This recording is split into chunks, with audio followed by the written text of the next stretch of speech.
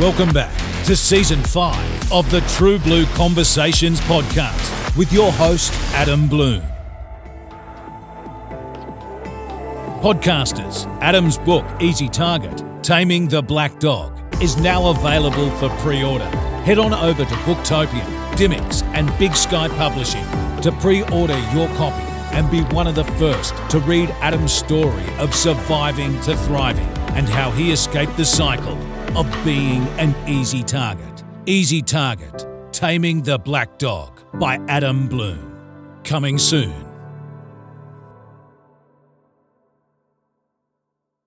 G'day podcasters. Before we get underway with True Blue Conversations, just wanted to give a huge shout out to our friend and sponsor, the Warrior U podcast, hosted by Bram Connolly. Bram is a former Special Forces commander, best-selling author, popular podcast host, and human optimization pioneer. He has an authentic style and the unique ability to not only motivate, but also take people on a journey of self-discovery. Through the Warrior U podcast, Bram interviews guests in a bid to explore all things human optimization, resilience, leadership, and coffee. His book, The Commando Way, a Special Forces Commander's Lessons for Life, Leadership and Success, is available now on amazon.com.au. So from Adam Bloom and all of us here at True Blue Conversations, a big shout out to the Warrior U podcast, Bram Connolly, and his new book, The Commando Way, out now.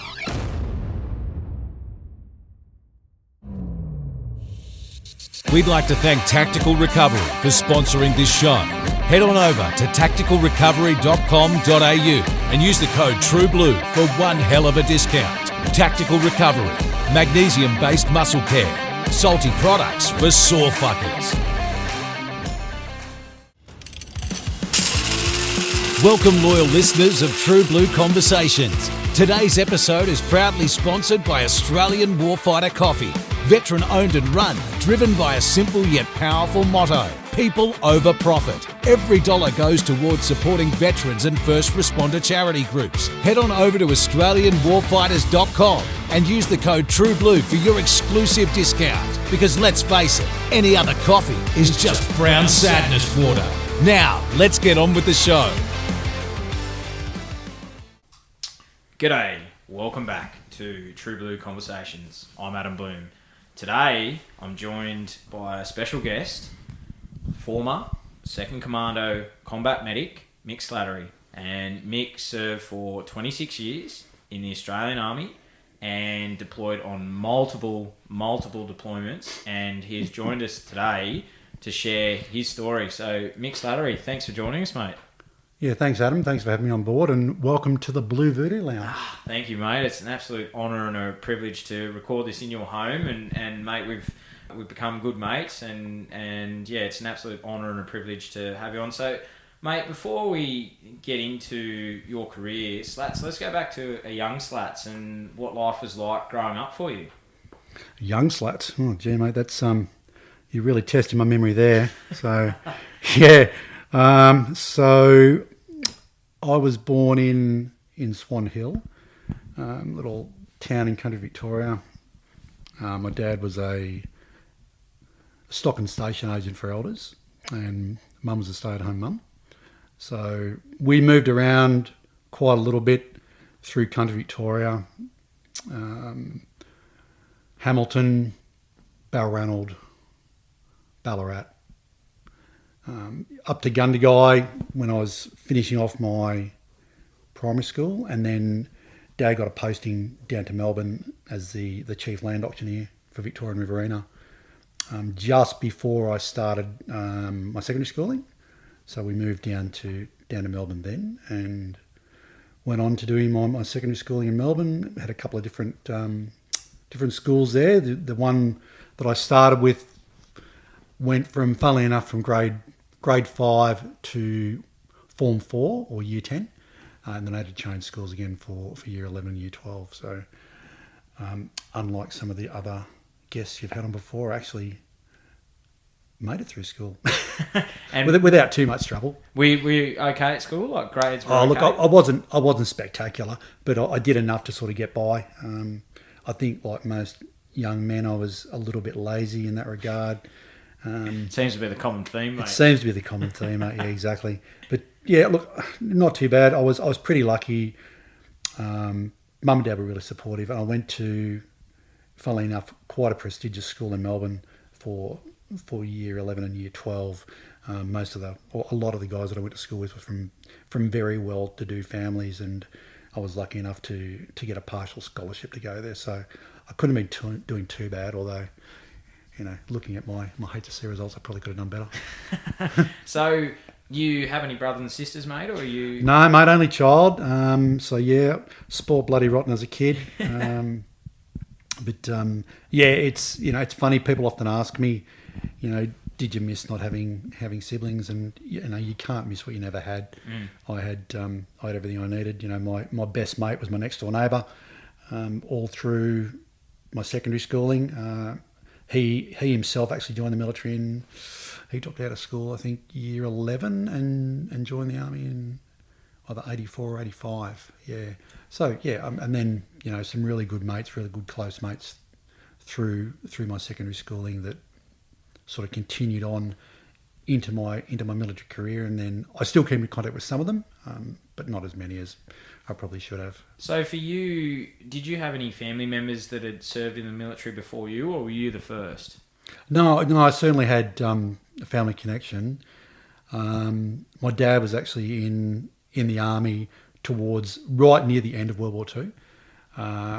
He was too young to serve through the initial portion, but he enlisted not probably in the later part of 1945, and he left after the completion of the war. He actually had the opportunity to go to Japan on the occupation forces, yep, which he declined, and I think that was much to his eternal regret. And he often said that that was one of the things he should have done. On my mother's side, her father, so my maternal grandfather, he enlisted in World War One at the age of 14 and a half. Oh, jeez. Yeah, and got dragged off the parade ground by his father down at Broadmeadows. A very angry Irishman come striding out to the parade ground and dragged him off by his ears, and that was the end of his career. And my mum's brother was in the CMF for a while in the 50s, during that compulsory period where they had to serve. But yeah, I've very vivid memories of watching like the Vietnam War on television, in the later parts of the 70s. So mid-70s. For you, was it you were all like drawn to the military, but had you thought of, well, I've got like a willingness to serve? Did you ever think first responders, or you always had your heart set on the military? Look, I think at a young age, I actually was quite interested in being a doctor, but I just didn't have the marks or the aptitude and the application to do so. So I actually also wanted to go into the police force, and that didn't pan out. I had a good mate who actually went into the police force. I didn't get through. There were some issues with my colour vision. So the police force at the time in 85 just wouldn't even entertain the idea. So that was one of those opportunities that could have been, I suppose, but then just went a different route. And for you, obviously, you joined. So the main reason for you, obviously, you mentioned watching the movies of Vietnam, and then in 1986 you joined the army. And did you, as you mentioned, your colour vision, did you have any trouble getting through your medical, and what was the process like back then? Because obviously the internet wasn't around then, mate. So was it the old 13-1901? And yeah, the old 13-1901. There was the ads on TV with the leopard tank driving through the dam and coming out with the driver with the yabby and giving it to the cook to cook up. And so the old army ads, yeah, they sort of played a part, and then it was a matter of going into Defence Force recruiting. There was one in town that I think I went to, and then there was another one down near the shrine. But just your general aptitude testing, a very basic mandatory medical, So it wasn't too drastic back in the 80s. Yeah. So for you back then, mate, was because you obviously you're joining a peacetime army, not a and we'll get later on in your career of how kinetic your career got on deployment after deployment, but back then was it just the grand adventure or what? Yeah, I think it was something that I had been drawn to. I'd seen. My dad had obviously spoken about it. I had a cousin whose husband was in the army at the time when I was growing up. I think from memory he was Survey Corps. So I suppose I sort of had that sort of influence from that side. But yeah, it was something I was always drawn to. It was just, I was an army cadet when I was younger. So from probably, year 9, year 10 through till the end of high school, where funnily enough I come across another mate of ours, Nick Hill, who was funnily enough in the same cadet unit as me, like 3 years after me. And that was only something I found out a couple of years ago from another mutual friend. And as you mentioned, mate, tragically Nick passed away earlier this year, and we'll talk about that later on. And for you, because how old were you, Slatts, when you went to Kapuka? I was 8 and had my 19th birthday at Kapuka. So for you, what was that like, mate? Was it shock and awe when you got to Kapuka, and what do you remember of your time and basic training?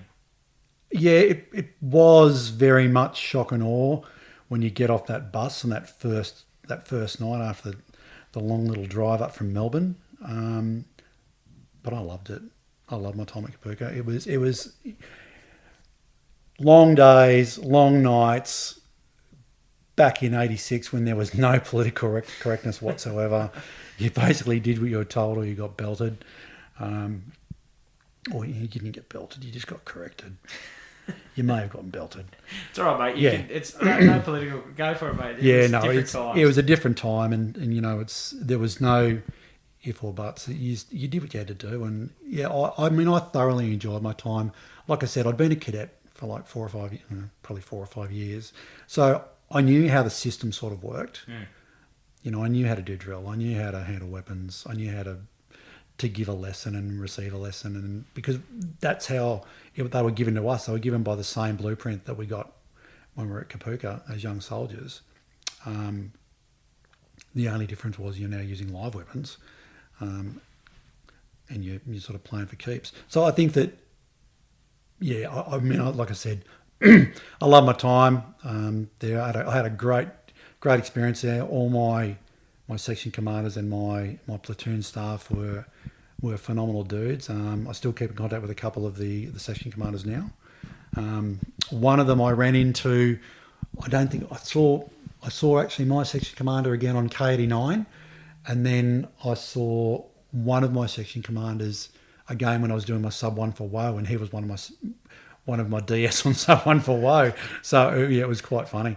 But So, and how long was basic training back then? Was it 6 weeks for you, or was it? Oh no, it was 12 weeks. 12 weeks. It was nearly 13 weeks. Yeah, right. Yeah, and for you, mate, proud moment marching out, and for you, where did you? Because back then, I understand the army was a little bit different, and you were allocated. Did you have a choice to select where you wanted to go, or? Yeah, we did. So there was, during the process, now, from memory, I think it was either week 3 or week 4, you went down to some, a swathe of psychometric testing with the psych unit, and then you did another one later in like week 10 in the third phase of training. And then from that, they would give you a list of corps that you could apply for, and there would also be a list of corps that were available to your particular platoon. I was lucky enough. I basically was signed off. I could have my pick of the litter. We had a lot of the guys from the platoon were earmarked for infantry. I had quite a few mates that were getting me to go for infantry, but there was one medical corps position, and I went for that because that's again sort of harkening back to that background of of that interest. You know, it was something that sort of always pricked my interest as a cadet. And like when I was at Kapooka, I did my duties week. I actually worked with the medical training platoon and just saw, you know, another side of this, something which I thought would be, you know, of great benefit. And for you, like, as you mentioned earlier in the podcast, that you wanted to be a doctor, but you so that was, it sort of met that, you know, like you say, that interest of being medical. And for you go to medical corps, and where was employment training? Like, I know it's initial employment training. Yeah. Where was that for you? So for us at that stage, the School of Health had moved from, where was it? It was at Healesville, and then it moved to the old Officer Cadet School at Portsea. So like a lot of the bases that the military have, which are in quite nice locations like North Head and South Head in Sydney, the School of Health being located at Portsea on probably the most exclusive piece of real estate in Eastern Australia was pretty nice. So yeah, we got down there probably, when did we get there? October 86. I went down as the only medic with a group of about 9 or 10 nurses, and then went into a bit of a holding pattern with a few other people until we got enough people to build up the basic course, and then we went on to the Medicist Nurses course after Christmas. So explain to me, Slatts, so what are you learning there as you've joined the medical corps, and so explain to me what your training is. What are you learning, and was it things that were brought through from the Vietnam era, or what were you learning as you were starting your training? Yeah, it was very much so like that. It was basic anatomy and physiology, you know, body systems, first aid, the old practices of first aid, a lot of implementation of stuff which we'd already covered at Kapooka but in more depth, but very heavily focused on that medicist and nursicist trade model within a hospital system or within a medical facility, not working as a field unit, but mainly working as a medical unit. So a lot of the nursing skills, which were then, once you went on to the second part of employment training, which was either at 1 mil or 2 mil, so either Sydney or Brisbane, then that was sort of developed further. And then from there you went on to whatever your first posting was going to be. So for you, you do that, and where was your first posting? Well, I went from, after my first part of my initial employment training at Portsea, I went to Sydney, to Ingleburn, to what was 2 Mill Hospital, which no longer exists. So that was at the military establishment in Ingleburn. We had another 4 or 5 months there. Again, we got farmed out. Well, I got farmed out to New South Wales Ambulance for a detachment. I got farmed out to the RAP at 5-7, which was at Holsworthy, which incidentally ended up being where we ended up moving into as 4RR Commando. And then from there, my first posting was straight back to 1R2B as a young medic. And what was that like, mate, for you, getting there? And so explain to me, Slatts, so are you dealing with injuries from like out on exercise and things like that, or what was happening at that time? So for that portion of it, like I said, I was posted to the RAP. So there was 2 medical facilities at 1R2B at the time. There was the RAP, which was predominantly for the recruits, and then there was 7 Camp Hospital, which was predominantly for the staff. Recruits did go to the camp hospital if they were severely injured. I also went over there for x-rays and pathology. But generally, at the RAP, it was your day-to-day medical issues as what you would see at a GP clinic. So your coughs, colds, sore holes, anyone with any heat illness, cold illness, blisters. We would cover the challenges. So cover all the inoculations for all the recruits through training. So basically every recruit that goes through Kapooka would have experience of the RAP there. So they would have gone down there for inoculations every few weeks. There was also the dental unit, which was attached to us. So we would see them. There would be 3 sick parades a day. There was the early morning one, the lunchtime one, and the evening one. So if you were the duty medic, you'd come in and start later. You do the lunch one and the evening one. If you were just on normal days, you'd do the morning and the afternoon one, plus whatever vaccinations were going on during that week, and then support the recruits in the field, which generally meant you'd go out and just do FFIs for them, and also looking after the challenges. So you'd go. So you mentioned you went out bush.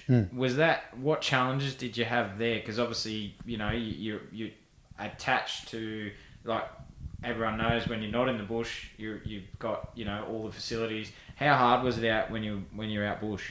Oh, at Kapooka, it wasn't very difficult at all. Yeah, right. No, because you were within the Kapooka military area. Yep. So everything was in 15, 20 minutes drive, half an hour if you're really pushing it. So they always had a medic on standby when the grenade ranges were going on. There'd be somebody on standby when the ranges were running. So you would respond to any sort of issue around the place. Some recruits gone over with heat on a run in the middle of summer. You'd respond down with the ambulance, retrieve them and spike them and start rehydrating them. Yep. Yeah. And you got your first trip to Papua New Guinea while you were posted here, mate. What was that like, and what was your role over in Papua New Guinea? Yeah, so that was not a fun trip, but it was a trip to do adventure training. So I was the only digger on the trip. There's a few officers, a few sergeants, and mainly section commanders. So we went over to do Kokoda. So flew into PNG and had a couple of days acclimatising in Port Moresby, and then over to Popondetta to walk back across the trail with a couple of PNGDF guys looking after us. So my primary role there was basically med support and being there in case anybody got injured, which luckily no one got too seriously injured. One of the guys put a bush knife through his hand, cut it down to the bone. So that was my first opportunity to suture somebody up in an environment that wasn't controlled. Yep. So I'd learned all those skills obviously whilst I'd been at the RAP, because we had a great doctor who mentored us all, and like we literally, as young guys when we got there, weren't allowed to touch patients for that first 3 months. We had to get basically signed off by the doc for all our drugs, for all our medications, for all our protocols. So that trip was, whilst not a fun trip, but it was a good learning experience. It was a good learning experience because it allowed me to be the person who was responsible for, I think there was probably about 15 guys on the trip. So yeah, okay, yeah. Yep. And then obviously sort of set you up for later on. Well, sort of down the track of your career. Yeah. So, and then you come back from that trip, and then your second posting was to 11th Field Ambulance at Enoggera, and in this, while you were posted here, you deployed to Malaysia. And what was that like for you? Yeah, mate, that was pretty great. The 11th Field Ambulance was affectionately known as 11 RAR at Enoggera, because at the time there was 8-9 RAR and 6 RAR were the two battalions posted there, and they're back there now after 8-9 was closed down and then re-raised. So we sort of integrated with those guys. We were the medical support for the brigade. So any brigade activity that was going on, we would supplement if required. And then, so we did K89, and then at the end of 89, myself and one of the other boys were lucky enough to get chosen to be attached to 6RR, to Bravo Company. and deployed on Rifle Company Butterworth. So yeah, again, that was my first real exposure working as an independent medic within a platoon setting. So was basically given a platoon to look after and integrated with the platoon sergeant, platoon commander, and looked after all those guys for the time we were overseas. Yeah. And how long was that posting, mate? The posting to Brisbane was from 89 to the end of 91, and that Malaysia trip for me got cut short. I had to come home early because my father got diagnosed with cancer, so I came home from that trip early. Yeah. And for you, do you remember the heat of Malaysia? Yeah, it was pretty hectic. I mean, PNG was hot, and Malaysia was hot, particularly when we went down to Palada to the jungle training camp. We went down there and set up in a compound there, and basically from there we just went out and did activities and field exercises and live fires and worked with the Malays. So that was a really good experience, really good exposure. And for you, you mentioned like it was hot in Malay. Comparing where you deployed, so Iraq, Afghanistan, was that the hottest of Malaysia, or would you say Middle East was hotter? Different type of heat. Yeah, right. Yeah, humidity versus dry heat. Yeah, it's just totally different. Yeah, So then you come back from that deployment, and as you mentioned, in 1991, you were a section commander at 1 TB. What was the role of you being a section commander, and what were you doing here? So I made the decision at the end of, or probably no, during mid-1991. I was promoted to corporal at the end of 1990 and felt that at that stage that I sort of wanted to give back a little bit. So at that time, to be posted to 1 ATB as a section commander, you had to go and do the recruit instructor selection course. So whereas now it's just a posting, you had to be selected to attend there. So you had to apply to go and do the risk course, and you'd go down there for about 4 weeks. You would integrate with your peers. You'd be assessed your drill and your weapons lessons for a couple of weeks, and then you'd go over the hill to the other side of where all the recruits were, and you integrate with a platoon. And you'd basically be given a section to look after by their section commander, and hopefully you didn't turn them into complete muppets while you were there. And then if you were deemed competent, you would then return to your unit and get a posting order back to 1 ATB as a section commander. So I went back there in Jan 92, or the end of 91, Jan 92, and unfortunately a victim of the badge, being a medic. They thought I would be best suited going to medical training platoon, which is not what I wanted to do. So I think I had 3 to 4 months of medical training platoon, and then fighting to get to be actually in platoons and be a section commander. So got my wish and got into the platoons, and so spent most of my time for the next 3 years there in Delta Company, and then had my last platoon in Alpha Company. So you're basically doing everything. So you're teaching the recruits everything they need to know for the 12 weeks that they're there. Yeah, right, okay. So from the second they wake up in the morning till the second they go to bed, you're with them, teaching them everything. And then you mentioned that you're on the move again in 95, and you posted into C Company as a medic. What was it good to get back and start after that? After you'd started to give back, was it good to get back to your trade again? Yeah, it was. It was. I got posted back to 6, or posted into 6 RAR as a Charlie Company medic, which was quite comical in itself, because the day that I went over to meet the CSM and the OC, I walked past the front of the battalion, or the front of the company headquarters, and the boys were out doing a DP1 check, and all these faces sort of looked up and went, "Oh shit, he's from fucking Kapuka."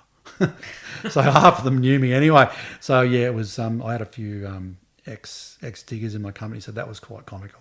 So no, that was really good fun. It was. It was a really good posting. I got heavily into military unarmed combat whilst I was there with the then RP corporal, later RP sergeant, who was running that, and he was instrumental in then getting me to go down to 4-hour commando and to help to raise and build that capability down there as well. And during that time, mate, you were on a 2-week exchange with the SASR. And what were your first thoughts when you got over and saw the SF world for the first time? Yeah, it was a really big difference, obviously, from the Green Army. You know, we'd had very, very limited exposure to SF. We'd seen some guys on K89. I mean, I was pretty lucky in the fact that when I was at Levenfield, my commanding officer, my RSM, and one of my platoon sergeants were all beret qualified guys. So we had quite a big impact and influence from those guys as mentors during that time. And then that sort of, I suppose, planted that seed with the desire to maybe to have a crack and see what the SF world was like. So, as you said, partway during '95, we had an exchange where there was about a dozen guys went over to Perth and got exposure to the unit. So basically, being hosted by one of the squadrons, and just went around and did a few different activities. We did some climbing, we did some diving. We did a bit of drinking. We did a lot of drinking. Yeah, and so just sort of got exposed to what, I suppose, what was available. And I think that was sort of a bit of a recruiting drive for me. I was sort of targeting people to sort of come back in as well. Yep.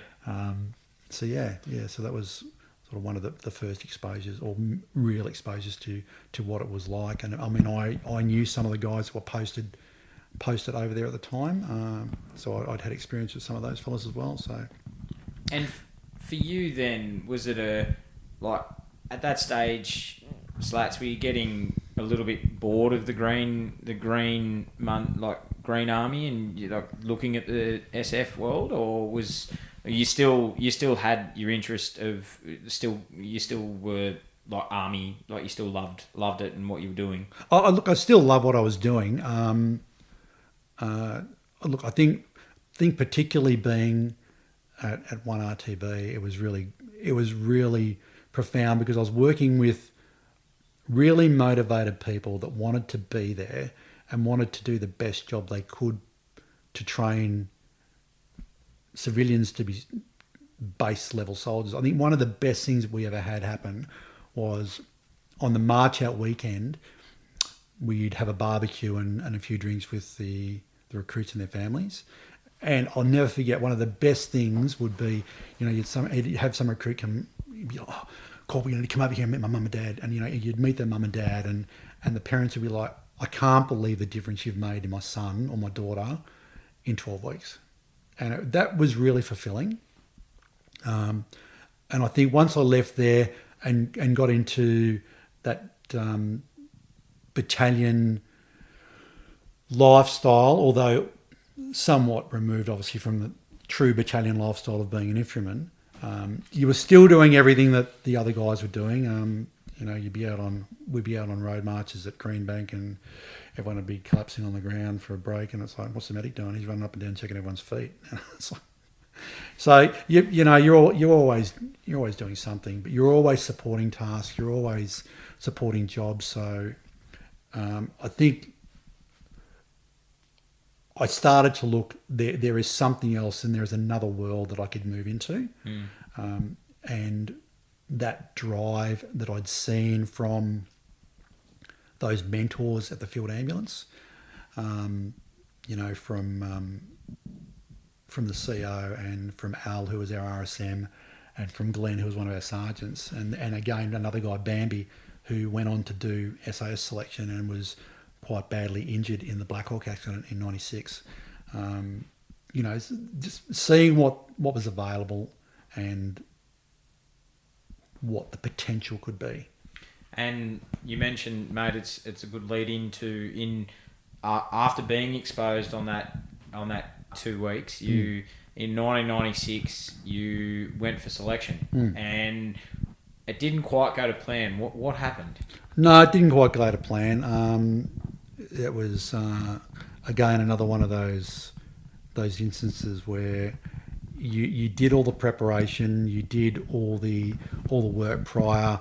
You had to get signed off by a PDI before you went there, so you had to do it like an SF entry test prior to actually leaving, and that was done within the unit and signed off by one of the PDIs there.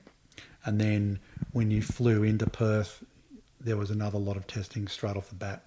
So we basically got met at RAF Pierce in Perth, and then put through all your SF entry testing standards again, and then out to Bindoon. Summer selection, so it was stinking hot. Got out to Bindoon and just got belt fed for the next 8 or 9 days, and I think I got to about day 9 or day 10, getting out of the back of a truck, jumped off the truck with a pack on, and just went, crushed the disc.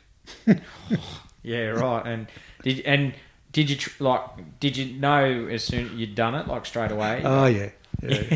I knew I'd done it, and and tried to keep going, but yeah, it was I could hardly walk, and you've got the blood box following you along behind, and they're like, get in the truck. I'm like, no, and I got dragged and put in the truck, and then I had to withdraw. I couldn't go on. I was buckled. So with that, did you then have to, like, back then I've heard from some of the veterans I've spoken to, mate, that the rehab process wasn't quite, they were starting to develop back then. How was your rehab, and how long did it take you to get you back strong again? Yeah, the rehab wasn't quite as robust as what it should be. So, I mean, I got back to the battalion, and then started basically some rehab through the hospital at Enoggera and my own rehab, and then I got posted at the end of that year to Onefield Regiment. So I continued my rehab through that, and just continued just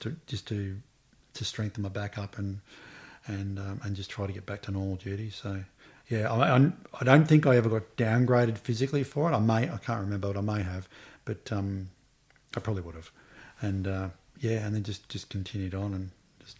And during that time, mate, you were promoted to sergeant. Yeah. What was that like for you now? Being a sergeant.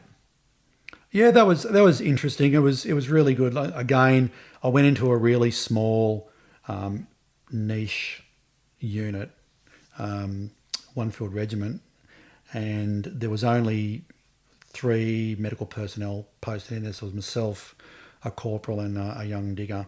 We had a civilian doctor who was only part-time. So again, we were responsible for the day-to-day maintenance of all the clerical paperwork for the unit, all the medical paperwork and treatments, all the support tasks that were ongoing, support to any of the gun exercises that we were doing. So that sort of allowed me to build a really good team, and that was sort of one of the things that I took away from, again, those really good mentors that I had earlier on to try and look after you guys and really look after your team. And then in 1999, mate, you requested to go to 4RAR Commando, and for you, it's now the 2nd Commando Regiment. Yeah. And what was the driving factor for you to go to 4RAR Commando at that stage? So, I mean, as you've spoken to numerous guys about in the past, the unit started to re-roll and evolve and start in 98 with that first lot of courses that were being stood up, and then 99 it continued. And as I said, that RP sergeant mate of mine, Cass, big shout out to you, Marty, for listening. CAS was really instrumental in the military unarmed combat space, which I'd been pretty heavily involved in when I was at 6RR, and then I maintained that when I was at One Field. And he was getting posted down there into, I think he was getting posted back down there as the RP sergeant then. And we had a big chat about it, and he said, mate, I really think it'd be a good opportunity to come down there. We're going to the units in its infancy. This is a capability that we need to build. And so, if you want to do this, and it was something that I was looking at again. So, yeah, I basically asked for a posting and was lucky enough to get posted down there at the end of '99, beginning of 2000. So marched in just at the end of '99. Yeah. And at that stage, had like the unit building new capability. What was it like back then, mate? Was like, did you foresee that the unit would grow to the capabilities that it is today back then? Did you foresee that it was going to, like, it could get to that capability, or? I don't think anyone at the time could see the complexities and the effect that the unit would have over the following years, from 2002 through to the end of the conflict in Afghanistan. But I think everybody understood that there was certainly a lot of capability that could be developed. There was, Bravo Company was the only full-time company at the time, so they were still building their strength. And then at the beginning of the year, through to mid-year, we were getting a large influx of guys from Singleton. Young guys straight from Kapuka and then to Singleton to build up Charlie Company. So, those guys went into, quite a demanding pre-selection training phase. They were doing like 12 weeks of pre-selection training prior to then going on and trying to do courses. Yeah, right. In a lot of instances, there was guys there that didn't want to be commandos. They didn't want to be... they didn't want to parachute. They didn't want to be an amphibious unit. They just wanted to be line infantry. They wanted to be at 1RA or 2RA. They had no desire. They had no desire to be there. But there was obviously that core of guys too that just fully embraced it. So yeah, we spent the next couple of years building that capability and supporting all the courses that were going on, and I had always wanted to then step into and do selection. It was just a matter of finding the right time and finding the availability for me to sort of step away from the roles that I had, because I was still a sergeant at that stage, and supporting courses, providing all the support that was needed, running. We moved from Jordan lines to the old parasurgical team lines, whilst the unit then relocated to Holsworthy Barracks, or to the other area that we went to the other part of Jordan lines, and then we had to relocate to there, and then we had the build up for Timor. So there was a lot going on. And you mentioned Timor. You deployed in 2001 to Timor, and what was your role over there, and how long was that deployment? So that was 6 months. I was, again, part of the medical team, so I deployed as part of the resuscitation team at Ballabo. So we had company medics out at the company positions at Bobinara, at Maliana, at Ada Balletin. There was a UN hospital down in Dili. We were at Ballabo, so we provided a resus capability. We were sort of aligned with the AME team sitting up on Ballabo Hill, and so we again just dealt with the day-to-day injuries, a lot of injuries from locals as well. So yeah, that kept us pretty busy. And was that serving alongside 1RAR? Were they over there with you at that stage? No, we ripped in and they ripped out. So that was just prior to Anzac Day. Yeah, okay, So, yep. so we swapped out with them. And we'll go forward, mate. So you're over there, September 11, 9/11. What do you remember of that day? The day that pretty much changed the world. Yeah, I'd actually been on. I was a duty officer that night, so I'd come off my shift in the company headquarters there, and I'd gone to get to rack out for a bit, and went and had a bit of a gonk, and got up a couple of hours later, and then basically wandered down to like our mess area, which was basically just an 11x11 tent with a bit of a brew point and a TV in there, and like everyone's crowded around the TV. And I'm like, what's going on here? And yeah, walked in, and then I think I can't remember whether it was a replay of the first plane or the second plane hitting the towers, and I think I was like everybody else. I'm like, what movie is this? And it was like, this is what's happening. This is going on in New York right now. And we're all like, and everyone was like, this is going to change everything. And at that point, mate, did you think that it'd be like, obviously you knew that it was going to change everything, but did you think that it would be Australia's longest war at that point? I don't think anyone knew that. I think everybody, sort of thought that, like the first Gulf War, that it'd be the Yanks would just go in and smash everyone, and that'd be it. It'd be like over in 2 weeks. They'd just go in and just smash everything, level the place, and it would have been index. Yep. But I don't think at that stage, I don't think anybody knew that it would be what it ended up to become.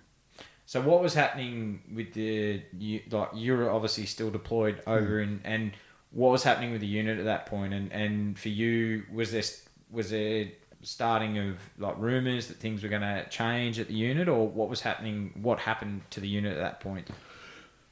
Well, pretty quickly it became apparent that we were going to send guys back. There was there was rumours floating around, and then within pretty short order, everybody was called in. All the different companies were called in and given warning orders that the unit was going to redeploy a small group of people back to Australia to then go to Perth, or to then become the starting point for Tag East. So yeah, there was. Everyone was, I suppose, sort of running around trying to figure out, who was going to go and what was going to happen. And at that stage, I was, like I said, I still had aspirations to go and do selection. Cass, who was by this stage, he was my CSM. He grabbed me and said, "Oh, mate, the boss wants to see you." And I got dragged into the OC's office, and he's like, "Well, mate, you've heard the rumours about what's going on." I'm like, yep, we've all sort of heard that, what's going on. He's like, "So you've been earmarked as one of the guys to go back?" I'm like, "Right." He said, "What are your thoughts on that?" I'm like, "What's it mean for me?" And he's like, "Well, it would mean you won't go on your promotion course, and you probably won't see my then fiancée, you probably won't see her again for 6 months. But this is a capability that the unit's going to stand up." And I'm like, "When do you need an answer?" And he's like, I had to go down to Dili like the next day to go and to sort some stuff out down there. And he's like, "When do you get back?" I'm like, "Sure, no worries." So went down to Dili and did what we had to do down there, and came back, and I'd made my mind up that I was going to throw my hat into the ring. And yeah, again got called into the boss's office and got told, "Sorry, mate, you can't go." Because you haven't got your lid yet. I'm like, "Okay, no worries, whatever." I'd spent some time in the interim speaking to one of the other boys that I was pretty tight with, Champs. I had a bit of a chat to him over a couple of nights about what was going to go on and what it meant. He was one of the ex-regiment boys, and he said, "Yeah, look, this is going to be big. It's going to be good." So he was one of the other reasons that I decided to do it. But yeah, Real, wasn't to be. I guess at that stage, mate, for you, a real honour too. It was, yeah. I was pretty stoked because there was some pretty heavy dudes that got chosen to go back on that, and one of the other guys who was, funnily enough, in our company, Rowan, I had a chat with him about it as well, and he was going back, and he ended up becoming one of the founding members along with Nick and a few of the other boys. So yeah. It's like to be earmarked, mate. As you say, like you'd got there, and you're working away in the unit, and to be selected or to be told, you're earmarked. Yeah, mate. Very a proud moment, and I can see not to be, mate. Unfortunately, but other things happen, and you still had a good career after that anyway. So oh yeah, for sure, mate. So you come back from your Timor trip, and then on return, mate, you do your sub 1 warrant officer course, and you applied for selection. And can you share with us what happened next and what followed? Yeah, so like you said, mate, come back from Timor and bit of decompression after we got back, and then I was off on my sub 1 for Woe, up at sunny Canungra. So yeah, that was fun times. And again, like I said, I'd always had it in the back of my mind to do selection, and wanted to find the time to do it. So it was a case of, if I don't do it now, I'm not going to do it. So like a medical analogy that I'll give you, it's like the hardest decision about doing a needle decompression is making that decision to do a needle decompression. And I think the hardest thing about the selection course for me at that time was making that decision to actually do it. So yeah, put all my applications in, and had started on my pre-training, the old 12-week training course Bible, followed that one to the letter, and yeah, just got ready for the SFET, and went on my first SFET to Singleton, because they ran it all up there. You basically jumped on the bus, and everybody went up to Singo, and got up there and did the initial part of it. Your push-ups, your sit-ups, your pull-ups. Then we got to the 3.2, which was around Depot Company.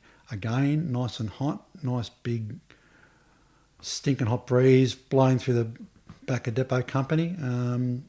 Come over the line on the 3.2 mark, and given my time, got told to go and stand over there. Went and stood over there, and then the psych officer came over and said, "Right, all you guys have failed. You've been returned to your units." And I'm like, fucking what? So, which I was a bit surprised about, because I think stupidly I'd been that focused on my training, and I'd gone out, and instead of taking a break, and instead of being on a bit of downtime prior to going on the actual selection, I went and ran one the day prior, and I was in times, everything was good, and then got up there, and whether it was the nerves or just the pressure or just the fact it was hot, I don't know, mate. Yeah, but it didn't make the timing, and I think about 2 days later I was walking through the unit, and the CO spotted me, and he's like, "Slatts, what are you doing? Aren't you on selection?" I'm like, "Yeah, boss, I am. I missed the time on my 3.2, and he's like, "Hang on." He goes, "I'll go make a phone call." Well, no, don't bother. It's all good. I said, my next application's on your desk. So I said, I just need you to sign it. So he signed it, and I went back on the next one, yeah. So, and had you missed it by much? Like, it was the time? No, it's a couple of seconds. Oh, It's fuck all, mate. So I was so dirty on myself, yeah. So lesson learnt, mate. Don't do a 3.2 the day before. Yeah, and it's like, it's one of, and anyone who's done it will tell you it is the worst. It is the worst run that you can ever do, because you are absolutely busting your ass on that run. And when we did it, it was we progressed later on, but when we did it, it was boots, cams, weaving rifle, and Yeah, right. you can't stop. You just can't keep going. It's just horrible. It is truly horrible. And it's 3.2 in 16 minutes. Is that right? Yeah, I think it was 16 minutes our cut-off. Yeah, right. Yeah. Jeez, mate, I'm even. In And I was boots. like, I was well under. I had like, I was doing it with like a minute left or something, Yeah, right. which I thought was pretty good for a 36-year-old. But anyway. Yeah. Well, we'll get to that now, mate. So at 36, you went for selection, and how did you mentally prepare for this? Like, obviously, you had that letdown of the first selection, and then and did you have thoughts back to 96 when you went for, SAS selection, and did you feel that your body might let you down, or how did you mentally prepare at 36, like, to go for selection? Look, to be honest, I think I was much better prepared for selection at 4RR. I was in a much better headspace. Being older, I think that played in my favour. Mind you, a lot of the guys on my selection course and then on my subsequent CSTC were young guys. I think I needed that time to develop and to allow me that mental fortitude. I don't know whether I specifically did any training towards that mental fortitude to prepare myself. I know my platoon hated me because they used to train with me. So, I'd be doing PT twice a day, and they're like, "Come on, you're doing." They're like, "We're not doing selection as well." But yeah, it got to that point where I had to cut them away because I was just I was beasting the boys too much. So, but yeah, I don't know whether I'd done any specific mental adaptation training. I'd read a lot of books that were available at the time. I think, like I said, that I was robust enough. My mum had just passed away, so I didn't really have any barriers that were holding me back. Yep. So I didn't have any excuses. So it was something that I knew that I wanted to do, and it's something that I knew that if I didn't do it now, I wasn't going to have the opportunity, and I didn't want to get to the end of my career and go, what if I hadn't tried? Yeah. And I think that was one of the biggest things that I took away was, I wanted to do this for myself. And for you, obviously, what was the hardest part of selection and then your Rio cycle? All of it was hard. Yeah. Like I said, mate, when you've got guys that are like 19, 20, and you're doing, weapons drills with a pack on, standing, kneeling, unloads, loads, going through your weapon handling, and they're talking about their sore knees, and I'm just like looking at them going, you've got no idea how sore my fucking knees are. And I think just the wear and tear, that it put on me. I was so tired at the end of CSTC. I think I'd lost something like 14 or 15 kilos. Wow. Yeah. Right. Yeah, I remember at the end of it, after we'd finished demarcation, we got brought back into. We were staying at one of the old depot company lines, which had sort of morphed in during the Kosovo crisis at the Kosovo refugees staying there. That's where they had us. We used to call it Starlogal 13. That's where we were for a while. And we came back into there, and they put a big feed on for us, and like we were just like that tired and that beaten up that I don't think any of us could eat it. And there was one of the boys who was one of the artillery boys, and he was a massive unit, and he was renowned for eating, and even he could hardly eat anything. And I remember the boss looked at me and he's like, dude, he goes, here's a tin of Milo, here's 2 litres of milk, just get that down your face. I'm like, okay, boss. No worries. It was just the compounding, continuous nature of the course. It was it plays to beat you down and just plays to find a weakness. So unfortunately for me, because I was already posted in the unit, it made it really hard to be the grey man because everyone knew me. Raise your glasses, podcasters. This episode of True Blue Conversations is brought to you by Wet Canteen Bottling Company, the perfect way to commemorate and celebrate life's most special occasions.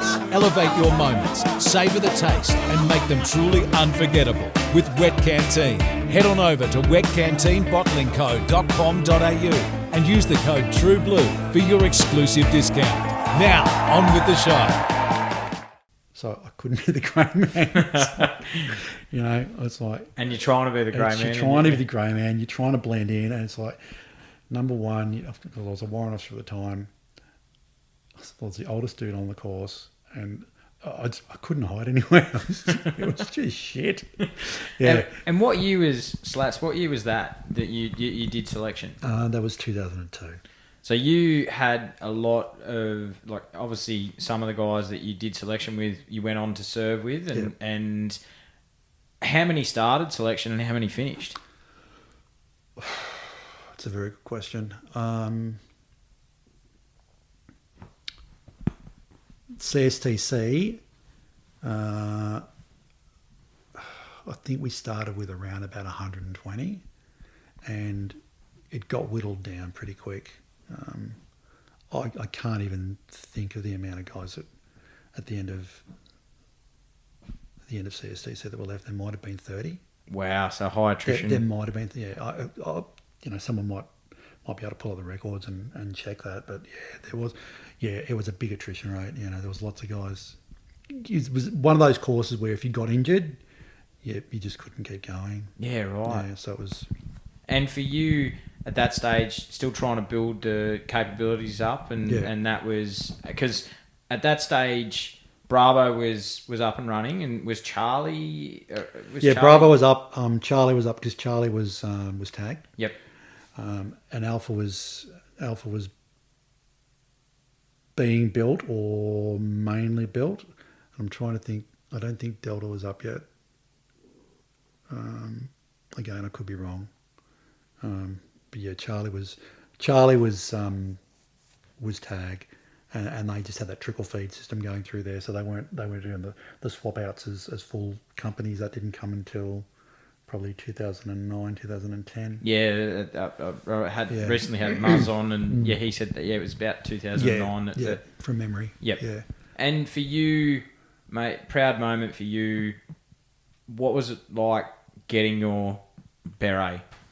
Yeah, well, again, I had to roll under the Rio cycle as well. So again, that was a matter of, because they weren't running Rios back to back. You weren't doing your courses back to back. You had to do CQB, you had to do urban operator, amphib, para. I mean, I was already para qualified, luckily.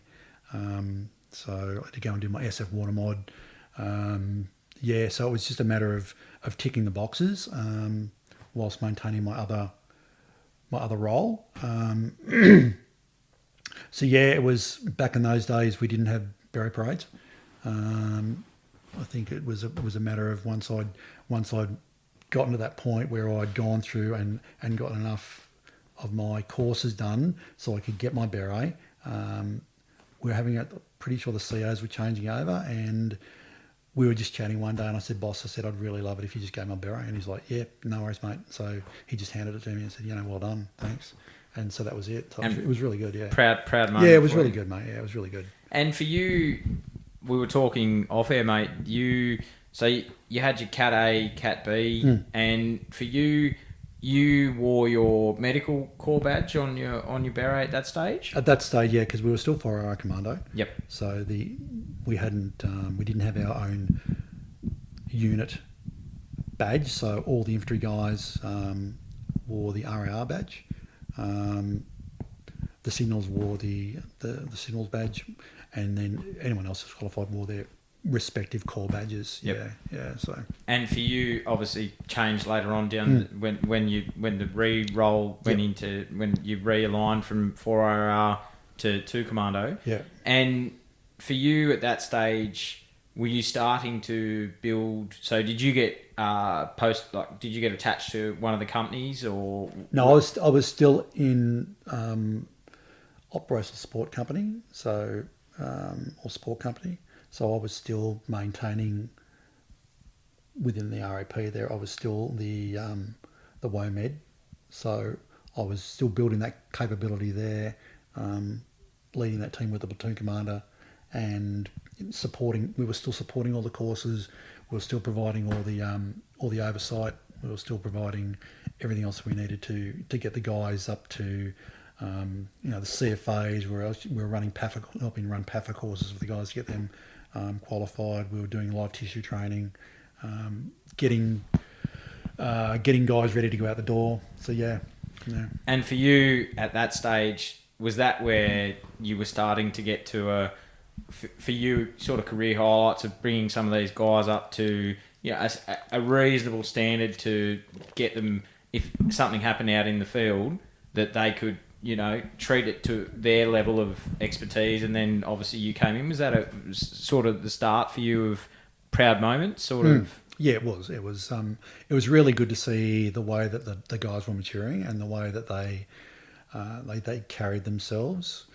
So, we put a lot of emphasis on getting the combat first aiders and then the senior guys, and if we were able to get them on PAFA courses as well, on getting them up to a level whereby every level of care that they were getting was going to be better.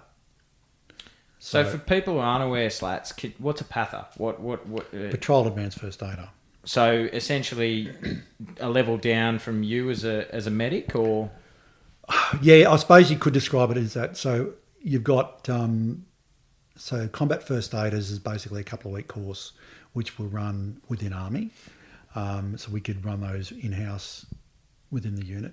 The PAFA course, Patrol Advanced First Aider, was originally designed for the boys in the West, and then we brought it back to us as well, so we could have a higher level of care,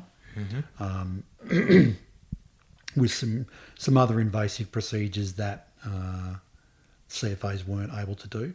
And then you had your core medics who were then above and beyond skilled up to,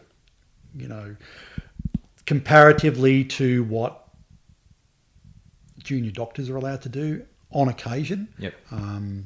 So yeah, it was the skill sets that we were bringing to the potential battlefield and to the battlefield were going to enable, the best possible chances for guys to survive. Yeah, right. And there's multiple instances of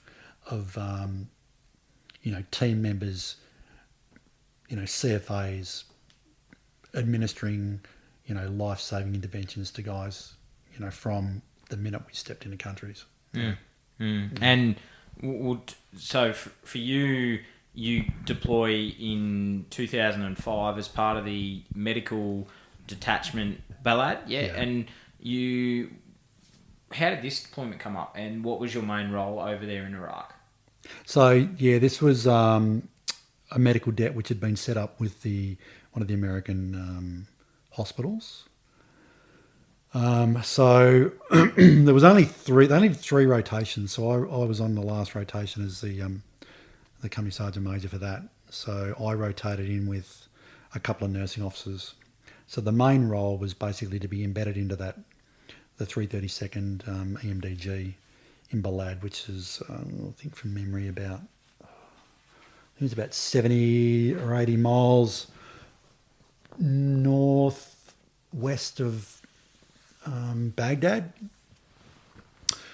So it was at an old Iraqi Air Force base. I think it was one of Saddam's son's private Air Force base. That the Yanks had slotted and JDAM'd the hell out of. So that was they moved in there and took it over. So half of it was Air Force, the other half was Army. So they used to have quite a big contingent that would push out from there. And so we were the largest medical facility in country at that stage. So we were getting all the battle casualties from the Marines in Fallujah. And some of the major pushes through there. So we're seeing a lot of trauma. The nurses that we had were Some were embedded into the ED, some were embedded into ICU because a lot of the nurses were ICU trained. My role, I was basically in ED and would run 1 to 2 trauma beds in conjunction with the senior emergency physician that was in there. So, yeah, we're rotating on 12-hour shifts there, looking after all the battle casualties that were coming through.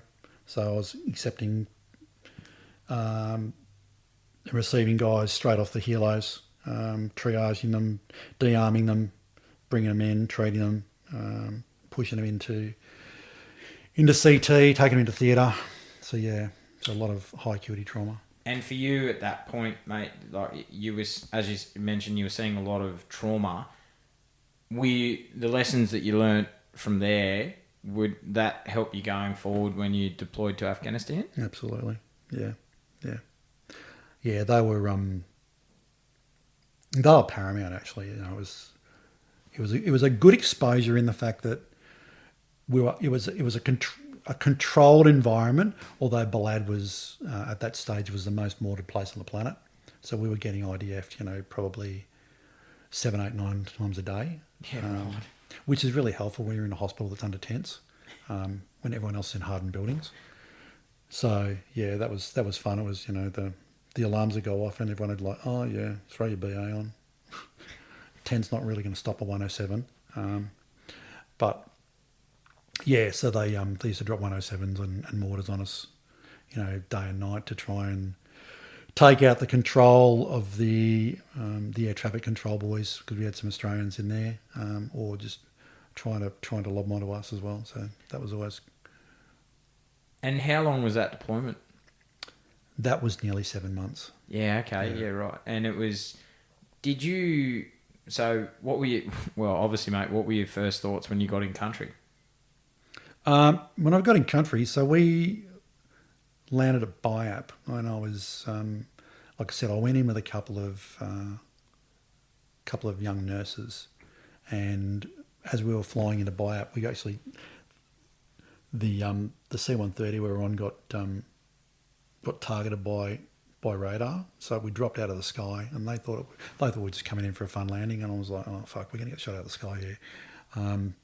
So yeah, we had a few days in Baghdad in the green zone there, kicking around one of Saddam's palaces, and then jumped on a Black Hawk to fly out to Balad, which was, again, when we flew into Balad, it was pretty impressive. There was, the might of the American military on display.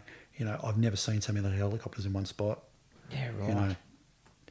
M8s, Pave Hawks, Pave Lows, Black Hawks, F-16s, so they had everything there, and it was just impressive to see. And this is on one base. Yeah, right. It's on one base. So you were like, when you got into Afghan, we'll get to that shortly, and you could see that was that your first real exposure to the US and how they do business? Yeah, pretty much. I mean, I'd had a little bit of an exposure with them in Malaysia and a couple of other places, but that was the first big look at them in their military presence, and what they could bring to bear. Yeah, right. And they had at Balad they had one of the armoured vehicle graveyards. So again, when you when you drove around that, you would see how much damage that they were just taking. You've got busted up Bradleys, you've got busted up Humvees, you've got busted up Abrams. When these dudes are deploying explosive shaped charges to take out an Abrams tank, they're fucking serious. Yeah, right. and this graveyard wasn't small. Yeah, right. It was big. And for you, how were you, for what you were saying, how were you mentally at this stage? Were you okay? Yeah, I think it was just a matter of you had to compartmentalise it. It was, doing a 12-hour day, and I think we might have gotten like a Saturday or a Sunday, you might have had like a 6-hour half day rest or whatever. But you know, I used to do the 6 or 6 shift, or 6 or 6, yeah, the 12-hour, usually morning shift, because we had dudes that would like to stay on permanent nights. So it was, like I said, it was pretty busy, and I think you got to that point where you just got really blasé. You know, it's just another gunshot wound to the head.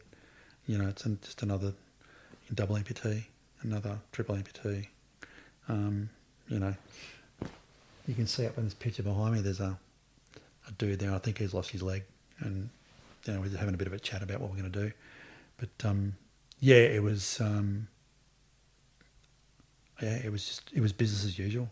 Yeah, right. And part of that, like with you being embedded in those teams, did you have a few people that were with you working alongside you from the unit, or it was mainly just you? No, me. I was the only person from 2 Commando that was there.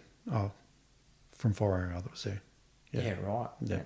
And as you say, so sort of running that triage, sort of, doing that sort of what you were doing there. And then you come back from that deployment, Slatts, and then you... So I did have a couple of little sneaky trips outside, but we won't talk about those. We won't talk about those ones. And so you come back from that deployment, and then you post to the SAS. And what was that like for you? And how were you received in the West, mate, when you went over there? Yeah, so again, that was that posting cycle. I'd been at the unit for like 6 years. So there was a bit of an agreement to go over to Perth and sort of try and build that not build that capability up, but to maintain that capability. So yeah, went over to Perth, and I think I spent about 5 months at home. The rest of the time was out doing support tasks, TATs. So that was entertaining, going over there with a green lid. Wasn't very well received. There's a lot of people that got a bit cranky about that, but it's like, I looked at it as we were all part of the same team, but some people didn't like it that way. Your support staff, you can wear a blue beret, and they got told they could fuck off and wear my green beret. And you earn it, and you went through all that hard blood, sweat, and tears, mate. So yeah, absolutely. I mean, that was one of those instances where we were dramatically understaffed. We didn't have enough bodies to support all the jobs we needed to do, and that impacted on some of the squadrons. But it was just a matter of, and hence why I said that I was away a lot of the time, because we just didn't have the staff to support all the jobs we were doing, all the tasks we were rolling out, all the support, all the training. So it was a matter of dragging support staff from Townsville to come and backfill in barracks while we would go out. While the guys were posted there, would go out and do the jobs. I had guys in Iraq, I had guys in Timor, I had guys in Afghan. So yeah, it was busy. I was going to ask that, because I was going to say, was the unit obviously at that point, it was just a high tempo at that point. There was a lot of the solis were going on. It was it was a lot of everything. Yeah. So yeah. I mean, that's when they lost Josh Porter. That's when we lost Lockie from the unit as well. So yep. Yeah, so there was a lot going on. So yeah, it was a busy couple of years. Yeah, very busy couple of years. And now, mate, I want to talk about your worst, probably the year from hell, mate, for you in 2008 as 1 Health Support Battalion. Yeah. How did this come about, mate? I think it was a punishment, actually. So I mean, I was supposed to go from Perth back to 4RR, but then the guy who was the career manager at the time, he brokered a deal with me. He said, "Look, mate, I need you to do this for your career profile. I need you to go back." And I was going to then go to another. I was going to go to the support unit for 4RR, And then he turned around and said, no, I need you to go to 1HSB for a year. I'm like, dude, I really don't want to do this. It's like, no, you need to do it for your career. And I'm like, I can just tell it's not going to be good. I've been out of the Green Army for too long, and I'm too ingrained in just having a good time that it's not going to bode well. He's like, no, just do it for a year. So I said, yeah, right, I know. So I obliged with the caveat that I was going to go back to 4 to 2 at the end of that time, and and everything that I thought was going to happen happened. Yeah, it was really horrible. Yeah, right. Yeah, it was. So, what was your main role there, Slats? And what was, obviously, as we said at the start, it was the year from hell. What was your main role there? Well, I thought I was going there to be the look after the clinical company, but I ended up being put in charge of all the support staff, which, you know, in itself is not a bad thing, because there was certainly some good people there, but I thought my skills would have been better used in training and mentoring the young soldiers that were the clinical providers. The hierarchy at the time didn't see that as the right fit, and I made it well and clearly known that I didn't agree with that, and I made every effort to assist all the young guys that I could, and seeing that I wasn't being supported in the way that I thought I would or should be, I made every possible effort that I could be to absentee myself from that unit whilst having the correct authorisation to do so, which was the best thing, because they tried to peg me on the fact that I didn't have permission to do other support stuff, like providing military armed combat courses, running other courses, going on other courses. But the best thing was I had all the paperwork to prove that it had been signed off, which was great. So yeah, at the end of that year, I got sacked. Got sacked, mate. Yeah, I got sacked. Yeah, I got turned into the 2IC's brew bitch, and because I disagreed with my yearly report, which had been rewritten by someone who had no authority to write it. I put a big redress in against it. I ended up having to put a redress in against my commanding officer, and then my redress got supported. I got sacked, and I got told I was staying for another year, to which case I said, fucking hold my beer and watch this space. And I rang up the RSM at 4 hour and said, I need to come and have a chat. And he's like, yeah, mate, come on over. So I went over and had a chat, and I said, I need you to get me a posting order. And he's like, dude, it'll be done in a day.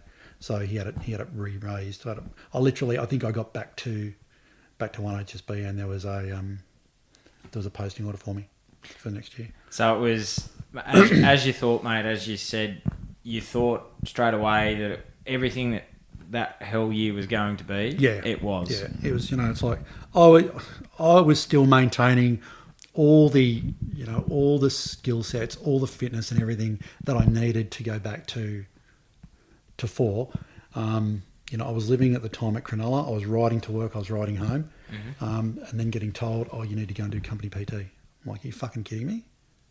I'm doing a 60k round trip, yep, and I'm going to go and do something else." It's like, what benefit is it for me to go and do unit PT now? It's like, it's just stupid shit like that. Yeah, just like you said, that, as you said, mate, you'd been too long in the SF world, and to go, it was exactly what was going to happen, did happen, and then for you, mate, getting back to... Well, I'll tell you a funny story, right? There's like, people know what a combat fitness leader is. So the CFL course, right? It's like the junior soldiers that go and do the CFL course, they can run PT for the unit. Yep. Right? So CFL course coming up. So I'm like, I applied to go on it. And I'm like, you don't need to go on that. You're a warrant. So I'm like, so fucking what? I want to do it. So I got authority to go and do it. 4-week course. Got belted. It was great. Loved it. And it was the guy that was running it was an ex-Royal Marine Commando. Lovely dude. He's retired now. He's back living in Spain, and so Ross was running this course. So course ran for 4 weeks. The last day of the course, I had one of my hierarchy from my unit rock up to watch my final assessment and ask me what I was doing on the unit, what I was doing on the course. I'm like, I've been here for 4 fucking weeks. Why didn't you ask me that day one? And then the funniest thing is, at the end of the course, as a warrant officer, I got asked, do you want to trade transfer and become a PDI? I'm like, no, I don't. I want to get So back. I got the recommendation to be a PDI. So I was like, yeah, no, pass. No, I want to get back to work. Yeah, but it was some of the shit you've got to go through. So, mate, you get back and you post back in as the first non-infantry qualified CSM back in 4. Mate, how was that? It was really good. My OC was a really good dude. I'd already done a couple of stints as the interim CSM in 2004, 2005 when the CSMs had deployed and other stuff. So I knew how the company ran. I knew how to run it. I knew how to help the boss out. So I was really lucky. I had a really good OC. Who did a lot for me and helped me a lot. Was another really good mentor. It's quite lucky as I had in my time there. I had 3 really great OCs. They were really good dudes. They allowed me to sort of shape and influence the company a little bit more. So I was trying to then align the company to assist the online CCGs. Commando company groups, so we could facilitate the boys getting in with the commando company groups and actually being of benefit, not a liability. So they were trying to stand up at the time courses that would help facilitate that. So they sort of ebbed and flowed over the time frame we were there. So yeah, it was a great time actually. I really enjoyed it. And as we mentioned, mate, in 2009 they re-rolled, so they went away from 4RAR Commando and went to the 2nd Commando Regiment. What was the reasoning behind that, Slats? Why did they change and go away from the 4RAR Commando? I think by that stage the unit had morphed to such a position that they had established themselves as a legitimate Special Forces entity, and there needed to be some delineation from the RAR. I think there was a lot of toing and froing from the RAR hierarchy at the time, but I think it was a really good and smart move to actually make that break and make that delineation. So yeah, I think it was actually just to give the unit some, not legitimacy is not the right word. I think to give it its own sense of being. Yep. Its own identity. Yeah. Yeah. And, I think it was really well received. There was a lot of, you've spoken about it before, there was a lot of toing and froing about, the selection of the badge and everything else and realigning with our Commando heritage, which is great, because, it creates that linkage. It creates that esprit de corps. It creates that sense of family, linking back to our forebears, which I think is really, really important, and not taking anything away from the RAR in any way, shape or form. But I think that for the guys in the unit, they needed to have that identity, and it's worked. Oh. It's created its own ethos. It's created its own beast. Absolutely. Yeah. And it's, as you say, mate, a great bit of forward thinking to, like you say, break away, and for what you guys were doing in Afghanistan and you were forging your identity in battle, and that's essentially what you were doing, mate, over there. Oh yeah, it's absolutely, it's some of the things that the guys have done, is just phenomenal. The battle honours that they've secured for the unit, will have gone down in history. Oh, and mate, as you say, the 2nd Commando Regiment took a very, very heavy toll in combat casualties, mate, in losses for, of the 41 that made the ultimate sacrifice. The heaviest toll. Yeah, the heaviest toll. Yeah. The heaviest toll in any fighting unit. So, as you say, mate, the battle honours and and even the individual honours, mate, as well. Oh, yeah. The amount of honours that have been handed out within the unit, and there should be so many more. There's so many more deserving guys that have done the same, if not greater deeds, and not taking anything away from any of the boys that have gotten any of the honours. But, there's a lot of people out there that probably have not been recognised for what they've done. And, we know who they are.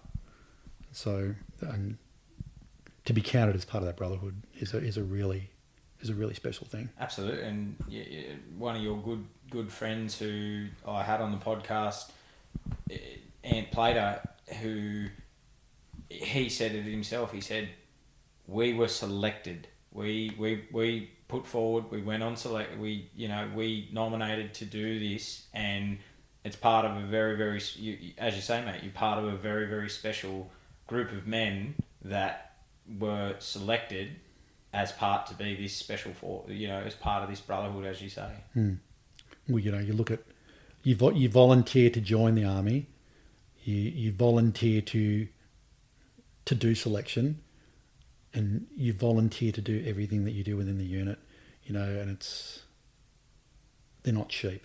No, they're not the sort of men that will turn around and follow blindly. They are the sort of men that have a conscience, that have the moral courage to turn around and say no, and have the moral courage to do what's right, in the face of adversity. So yeah, it's not once, not twice or thrice. It's a, it's been said before. It's a continual daily contract that the boys are signed and continue to sign today. And it's as you said, mate. Freedom's not free.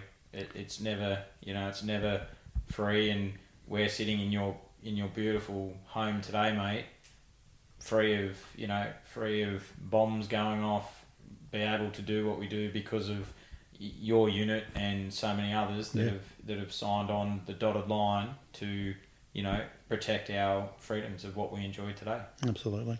So we'll go forward, mate, to your deployment into Afghanistan on rotation 13 and 14 in A Company, and what was your main role on this deployment? Yep. So I wasn't actually in A Company. A Company was already deployed. So yeah, I deployed as part of I was the CSM for the SOTG. So we deployed in support of Alpha, and then when Alpha rotated out for Delta. So yeah, I was, as I said, my main role was the CSM there. So looking after the base at TK itself, looking after everybody within that base, the maintenance of all the equipment, looking after how it all sort of ran and was put together. Looking after the persons under containment and under confinement, the pucks, when they were brought in from the field. That was one of our company roles. And then that morphed later on into, well, as soon as I was able to being the senior medic on the AME crews. So I would hand over my responsibilities and go and slide down and do that every 3 to 4 days. So what was that like, mate, for you getting outside the wire and explain to me, Slatts, the role of, so when you're out, so when the boys are out on mission, are you attached to them, or are you flying into if a medic's called, or how does it work? So usually with the commando company groups, with the platoons, they'd have a dedicated kilo within each platoon, and then within the platoon they'd also have combat first aiders.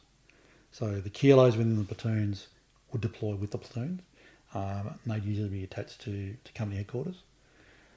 So they would be either in the cars or the BMs, and then they would be called forward as required, and then obviously doing everything that the rest of the company is doing. What I was doing is I was working with the American AME call sign, which was working out of one of the SF camps down the other end of TK. So I'd be on a 24-hour duty with them. And basically whenever there was a note-off call, so whether it's a prior 1, prior 2, prior 3 casualty, they would respond.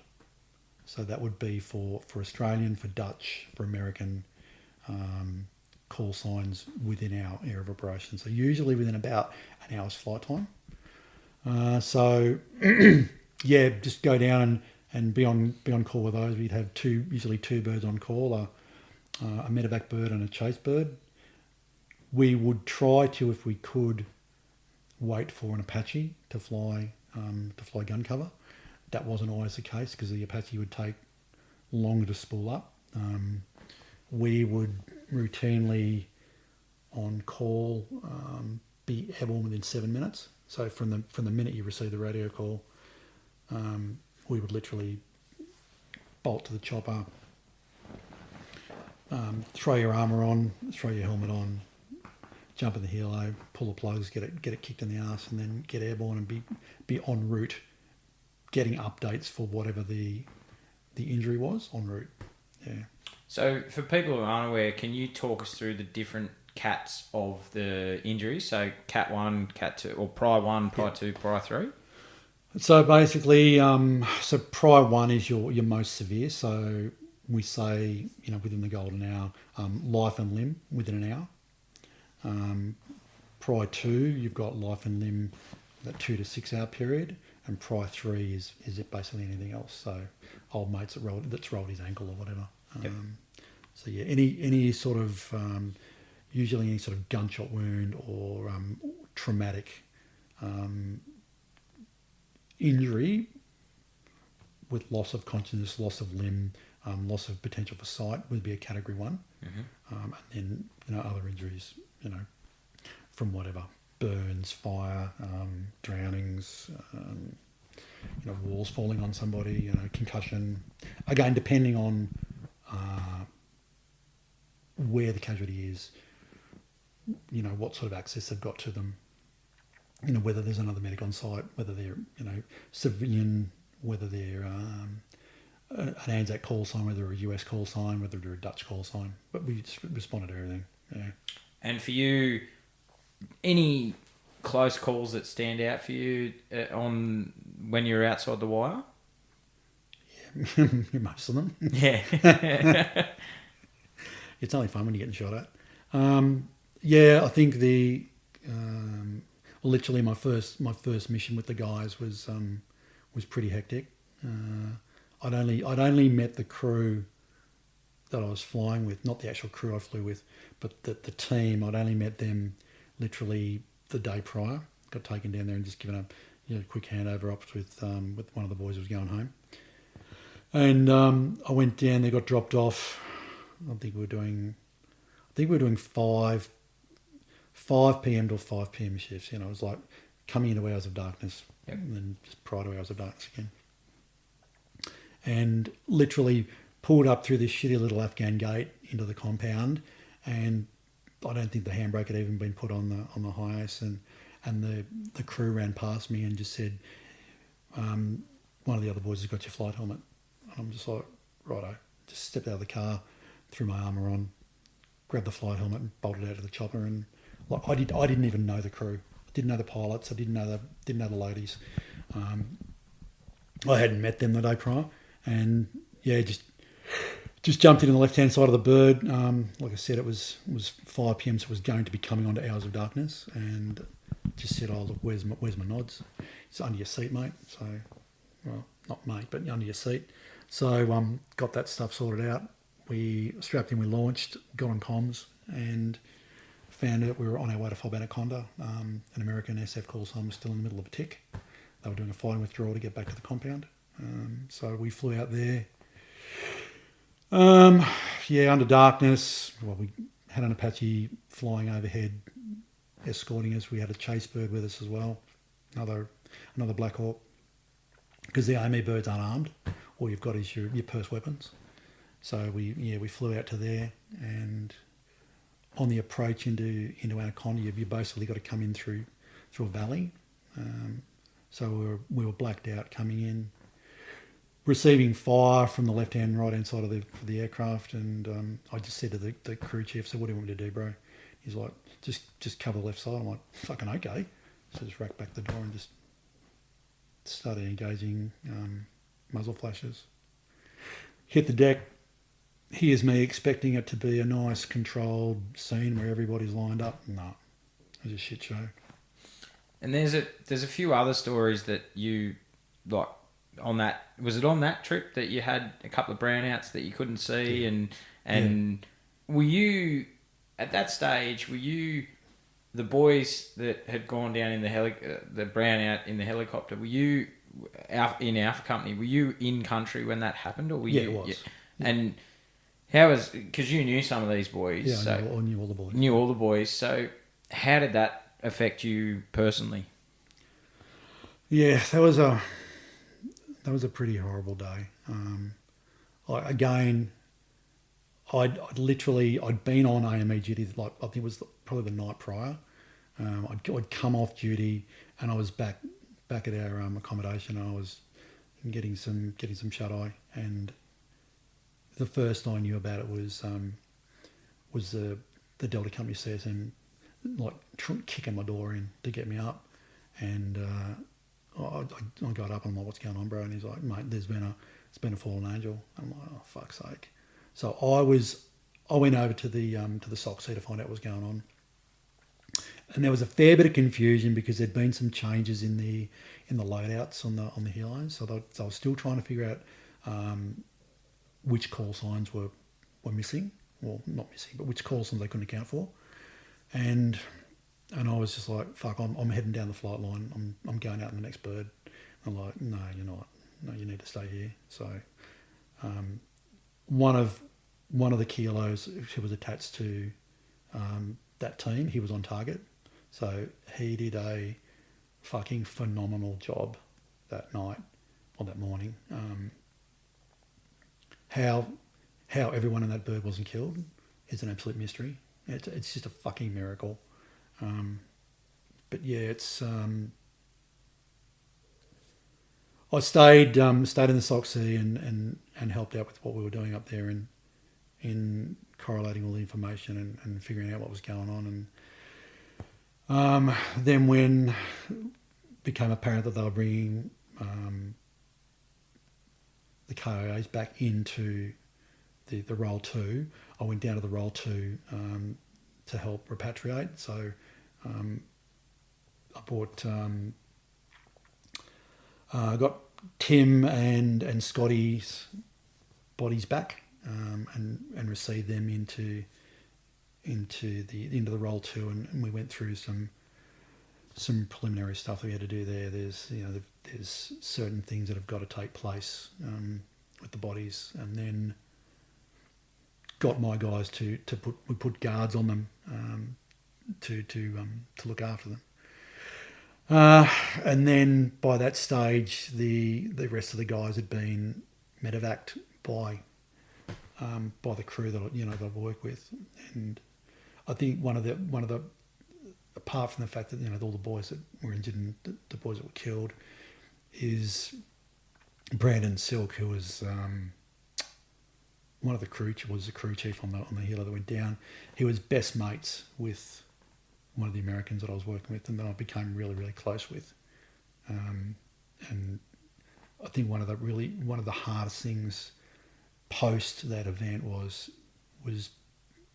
helping Corey out and looking after him, because he and Brandon work together, and you fly medevac for long enough, you're going to lose friends. And that's the fucking reality of it. But later on that day, the rest of the company headquarters had gone down to Kandahar to be there with the wounded and to look after the wounded and to assist and do what they could. And then Mick Craig was a CSM, and the OC brought Ben's body back, and I helped Mick get Benny back into the role too, and he was just fucking destroyed. He was devastated. The OC and the Mick and two Micks, they were both fucking distraught about what had happened. But yeah, it was, post that, and then I ended up basically running the ramp ceremony for the boys and getting all that organised and getting them back home with the appropriate dignity that we could. And it was hard. It was really hard. A really shit time, mate. I thank you for sharing. It was that's 6 months that I was there. That last 6 months, I think we'd lost 10 dudes. 10 guys. Our guys, and plus all the other boys that were killed while we were there. But and because how long had you been in country when that had happened? So that was 21st of June. Maybe a month. Yeah, right. So yeah, maybe a month.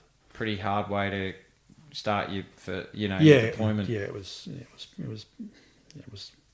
shit. Yeah. There's no other words for it, mate. It was. And for you personally, did that, like, the resolve for you that you knew why you were there, like the loss of the boys, and it just, did that sort of forge you on to try and, you knew that it meant more to you now that you'd lost those boys? Yeah, it did in a way, but I mean, I always knew that every time I got into that helicopter, I said a prayer, and the prayer was basically, I don't care what happens to me, just don't let me fuck up today. Let me do what I'm here to be what I'm trained to do. Yeah. Don't let someone die in my hands. I've got the appropriate skills. Let me do what I can. And if I can't, I can't.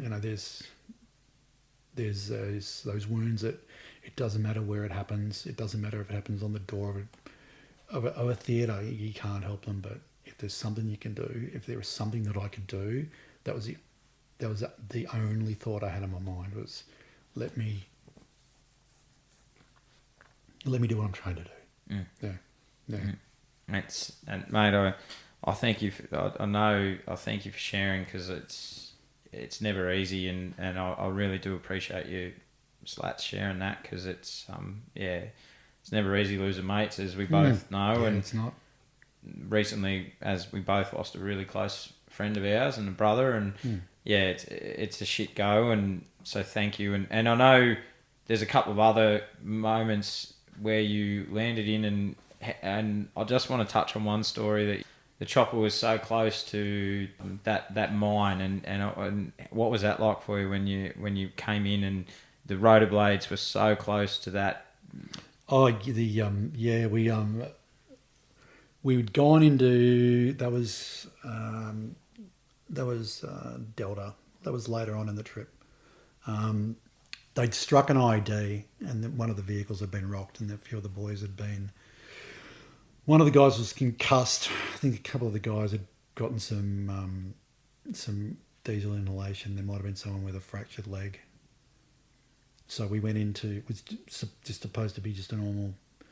Later, it secured the LZ. It was out in the dash, so it was pretty benign. So we came in and landed, and Molly, who was one of the American crew chief / medic, who again was one of the good blokes I became really close with, who passed away in 2016. I said, "What do you want to do, bro? Do you want to get the casualty? You want me to get the handover?" Because I'll get the casualty, you get the handover. I'm like, "Yeah, cool, sweet as." So he went and grabbed the boys and sort of escorted them back to the helo, and I was getting the handover from the kilo on site about what had happened. And I'm like, "Yep, sweet as." And I've just diddly bop back to the chopper, and it's just sort of sitting there, just like slowly turning and burning. It's like, it's fucking a bit odd.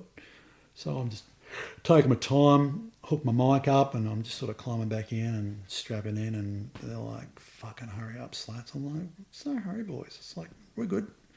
And then we just edged off, and I'm like, it's a bit odd, because the pilot we had was usually not a cowboy, but he was usually pretty hard on his takeoffs. He'd normally like pull stick, and we just go.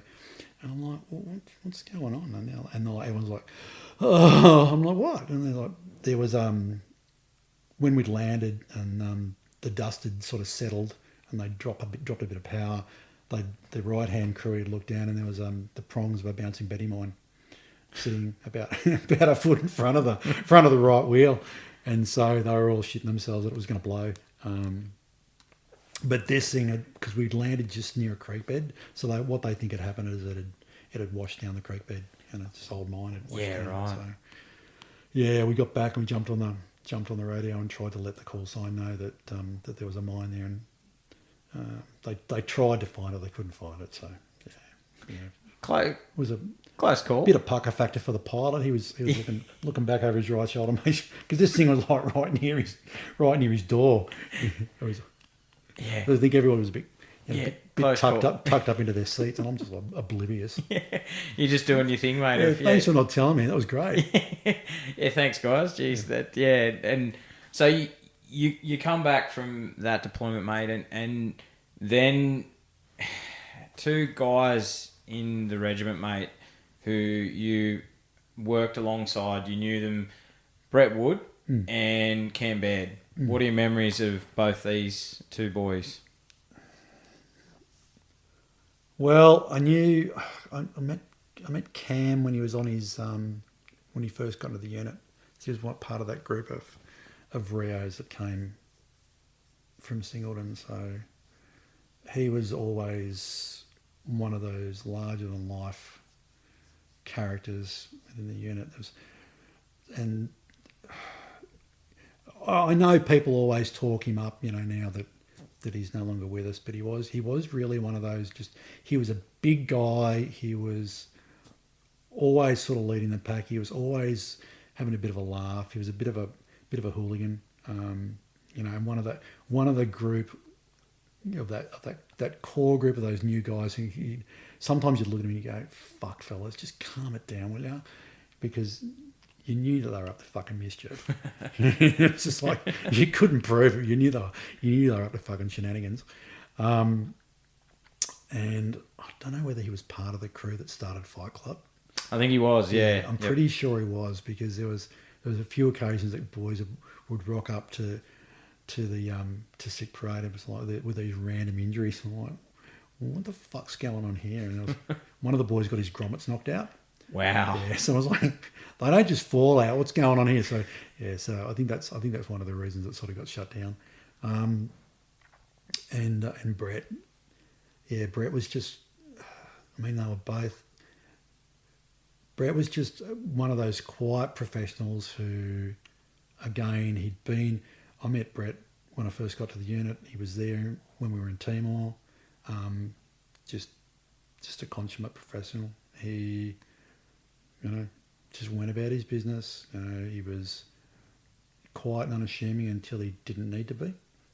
And I remember I was on the mission rehearsal exercise in 2011 for the next rotation. So after my rotation, we got home and we went and were assisting in the MRE, and they called us all together and told us that he'd been killed, and everyone was like, no one could believe it. Everyone was just like, Brad, what? And it was just, everyone was in disbelief. And I think the same thing happened with Cam. Everyone was just in total shock and disbelief when it happened. Brett's funeral in Sydney, it was a massive affair. It basically shut down the city. Yeah, right. Yeah, at the chapel, not chapel, at the cathedral in town, and that was a big day. It was a really somber day, and it was his ramp ceremony, but it was.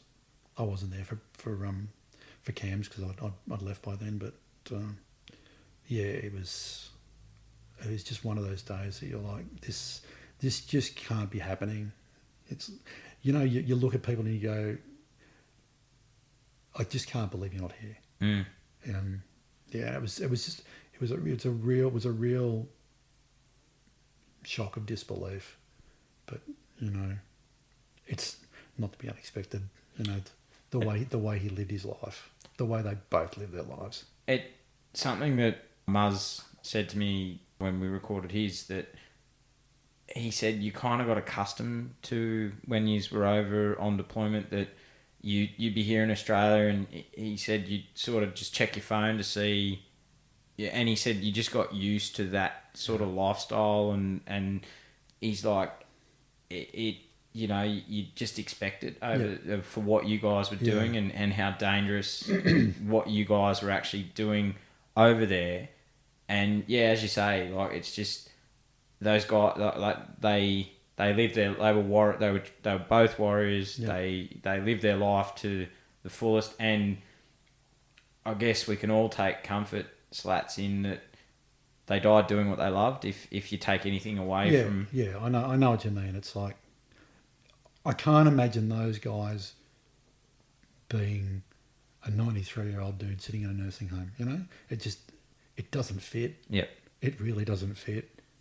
That being said, I will just say this, that the person, one of the people that every death in the unit affected the most was our LO, who was one of the girls, and Susan. She knew every one of the boys personally. She knew every one of the families personally. She was like the unit's mum, and she carried the burden of every one of those boys. And kudos to her, mate, because I don't know how she did it. And she's a very fucking strong woman. Yeah. Mate, that's holy. That's a tough burden to carry, mate. And she ran all the family days when the boys were away for all the families. Like, she knew all that. She knew the wives. She knew the kids. She knew everybody. She was invested.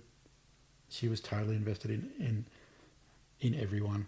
And she still is. She's such a beautiful person, and she really, I think she suffered for a long time in silence, from all the boys. Absolutely. Yeah. And for you, mate, when you came back from Afghanistan, did you feel a bit disillusioned when you got back? I suppose I did. And I think it's a case of, for me, it was like when I left Iraq, I felt that I could do more, and I felt like I was abandoning the people I was working with, and I think I sort of left there with unfinished business. And it's always the case, and you always think you can do more. You always think you can do better. But it's I think that constant exposure and that piling of that trauma upon the trauma upon the trauma, and that I didn't empty my bucket after Iraq, and it just built up and built up and built up. And like you said, you can only compartmentalise it for so long. Yeah. And with things were things starting to slip at that point? They were, yeah. They were things were starting to get difficult. It was. I was looking down the barrel of, I was posting on promotion to Canberra into the headquarters, which I was pretty okay with, but it would have been then doing the roundabout from that. What would I have done after that? I would have probably redeployed. My wife at the time didn't want to go to Canberra, so it was a case of I don't really want to take promotion to be an officer and then leave the command. So I think I left on my own terms, but I also was at that point where I was struggling mentally. Well, as you mentioned, you discharge after 26 years. Yeah. And for you, and we'll talk mentally, we'll go into that now, you were struggling. That's a hard, mate, 26 years, all you knew was army. And for you, how hard was it to find purpose again? It's extremely difficult. They talk about reintegration, but you're not reintegrating, you're integrating. All I knew was army. I'd never known life without the army. I'd worked for I think I'd worked for 12 months after leaving school. So I was 18, 19 year old. I didn't know how to be anything else. I'd never had to do anything else. It was my life. So I'm not reintegrating into society. I'm integrating into society. I'm learning how to be a civilian. I'm still learning that.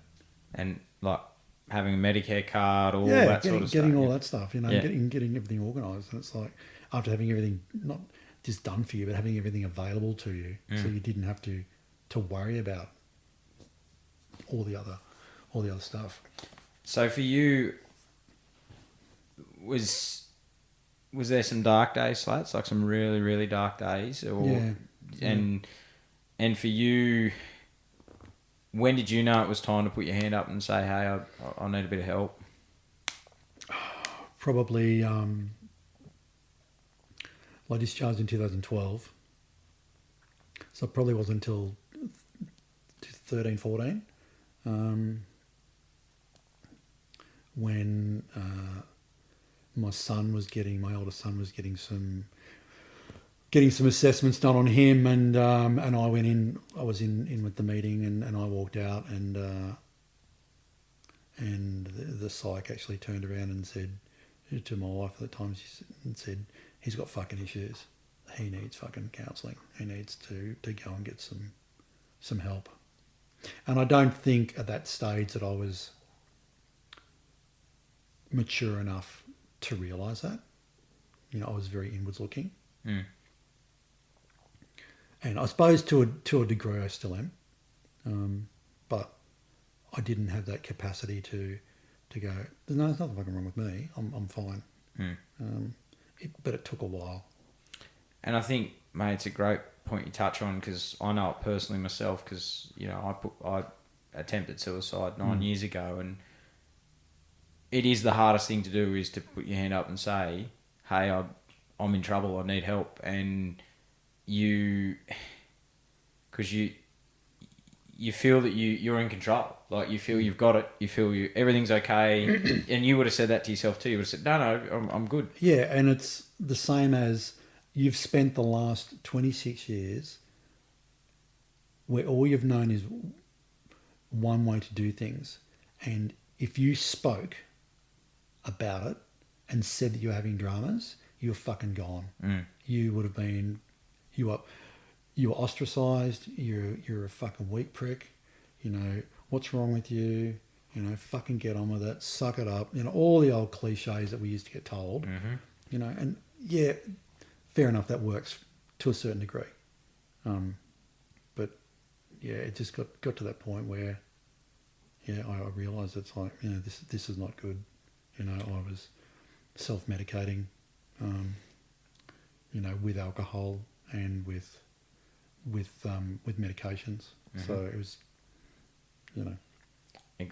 exactly like me, mate, and slippery slope after that. Yeah. And you get to that point, and there's only one, like, you hit the bottom, and then you got to come back up. And for you,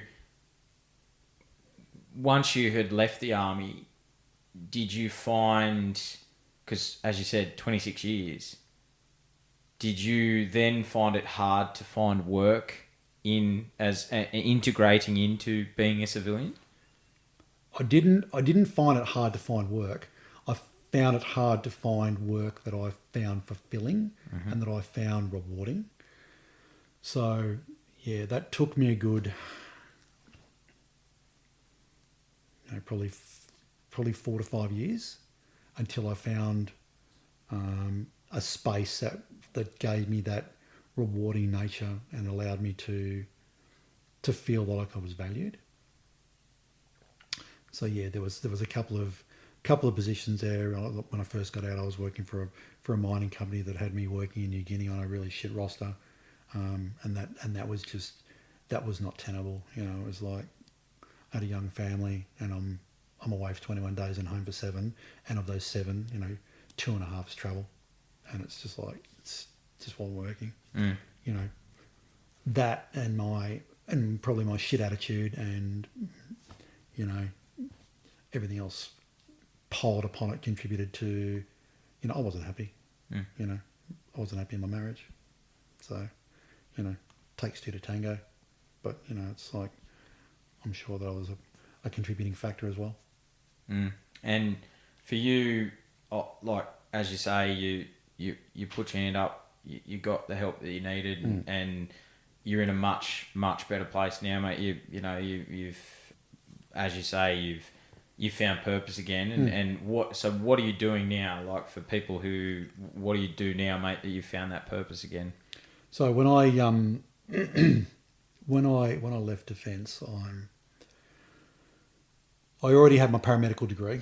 So I was lucky enough I was working offshore for a while as a paramedic, and then I was lucky enough to get in with Care Flight as an intensive care paramedic.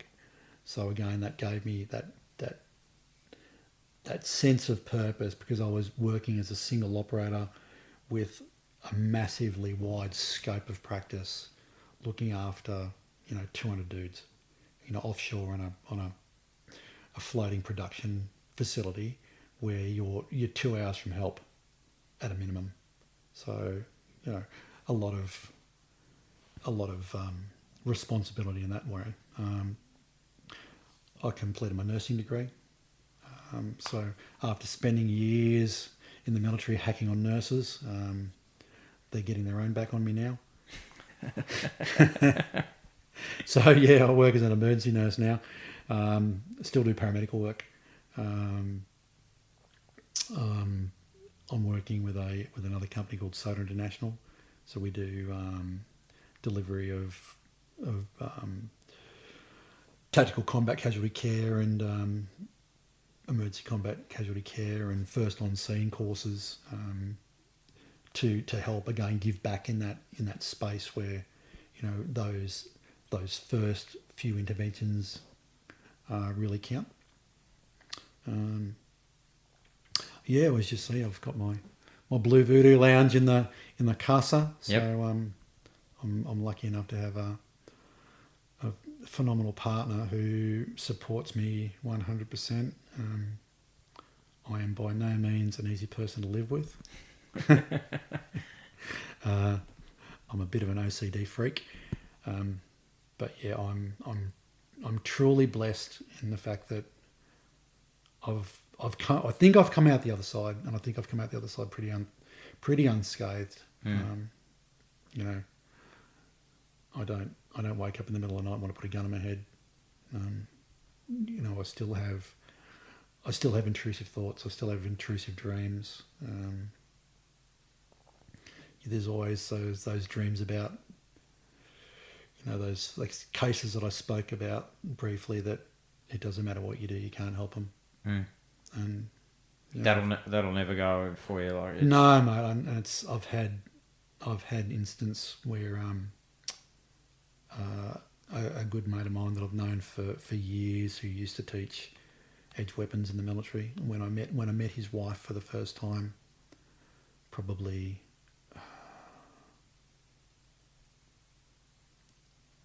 8 years ago, she took one look at me, turned and ran up the stairs. And I'm like, that's odd. And he's like, yeah, she's a medium. And he went up and spoke to her and he came back down. He said, you've got people around you. And I'm like, okay, I get it. And so I think someone's looking after me. Whether that be good or bad, I don't know. But yeah, it's not the first time I've had that occurrence. And recently, Nate, throughout the podcast, we've spoken of someone who was very, very close to both of us and a brother to both of us, the late, great Nick Hill. So what memories can you share, mate, of Nick Hill? Nick Hill, the cranky wombat. Yeah, again, Nick's one of those guys that I met when I first got to the unit. One of the stalwarts of Bravo Company.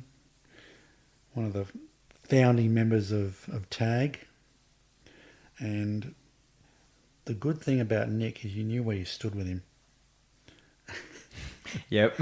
You knew where you stood. And he would tell you if he didn't like what you were doing. And he would tell you quite succinctly what you were doing wrong. But the man had a heart of gold. He was, I was lucky enough to spend some time with Nick after we both got out, and he was quite heavily into his bikes, as you know, yep. And he was involved in a couple of clubs and went on some rides with him, and was going to nom for one of the clubs that he was with up here, but that didn't pan out. But just spending some time with him, and he was like I said, one of the stalwarts of the unit. He was founding member, just a lovely guy, and as abrupt as a blunt rock when he wanted to be. But yep. Use the F word more he than most. Use the F word like a comma. It's funny, when you think about when we were down at his memorial recently, and when his son laughed, I nearly shit myself because I thought it was Nick. Yep. And it looks a spitting image of him, mate. I had to double check and say, holy shit, I thought it was Nick laughing. It was the same maniacal laugh that he had, and it was confronting, but it was really nice just to see that lineage had sort of continued. But yeah, he was. I think they broke the mold when they made him. So I think they fucking broke the mold before they made him. He was. Like I said, it was really funny. I was found out from another mate of mine that Nick and I were in the same cadet unit. Wow. Yeah, it was just random. It's I think Nick was there about 3 or 4 years after me, and when, like I said to you previously, when we were down his memorial down in Melbourne, when I drove from the airport, it basically took me around past where I used to live, and I grew up in Melbourne, and then took me literally on the same route that my dad would drive me to go to the cadet unit, and then out to where we had his his memorial. It was just it was random. It was like there's something otherworldly about that. Yeah, something to be said about it. Yeah, it was. And just, mate, just as you say, the ultimate professional. You knew where you stood with him. He cared about his boys. He did. And he did. And he, probably sometimes to his own, detriment. Yeah. But as you said, you knew where you stood with him. And if he liked you, you become very close with him and a really good mate. And he opened the door for all of me, mate, to speak to you guys. And yeah, as I said, I was only speaking to him a couple of days before he died on the phone. And he's may he rest in peace, mate. He was, just one of those guys that lived his life to the fullest. And like you said throughout the podcast, mate, with Cam and Brett, Nick went out the way that, he went out the way doing something that he loved, surrounded by his brothers. Yeah, he did. I just remembered a funny story. I was on my, I think it was a Masuki B course, and Nick was one of the DS on it. And I was, for some reason, I was fucking up my drawers and my pistol, and he's like, comes, he goes, "For fuck's sake, Slats!" I'm like, "Yeah, righto, Nick, I got it." He goes, "Just fucking do what I told you." I'm like, "Righto, mate, righto." And I was like, "Yeah, no worries. Yeah, good instruction, mate. Well done. What are you doing wrong?" It's like, "For fuck's sake." "Yeah, righto, mate. No worries. Cool." Get it sorted.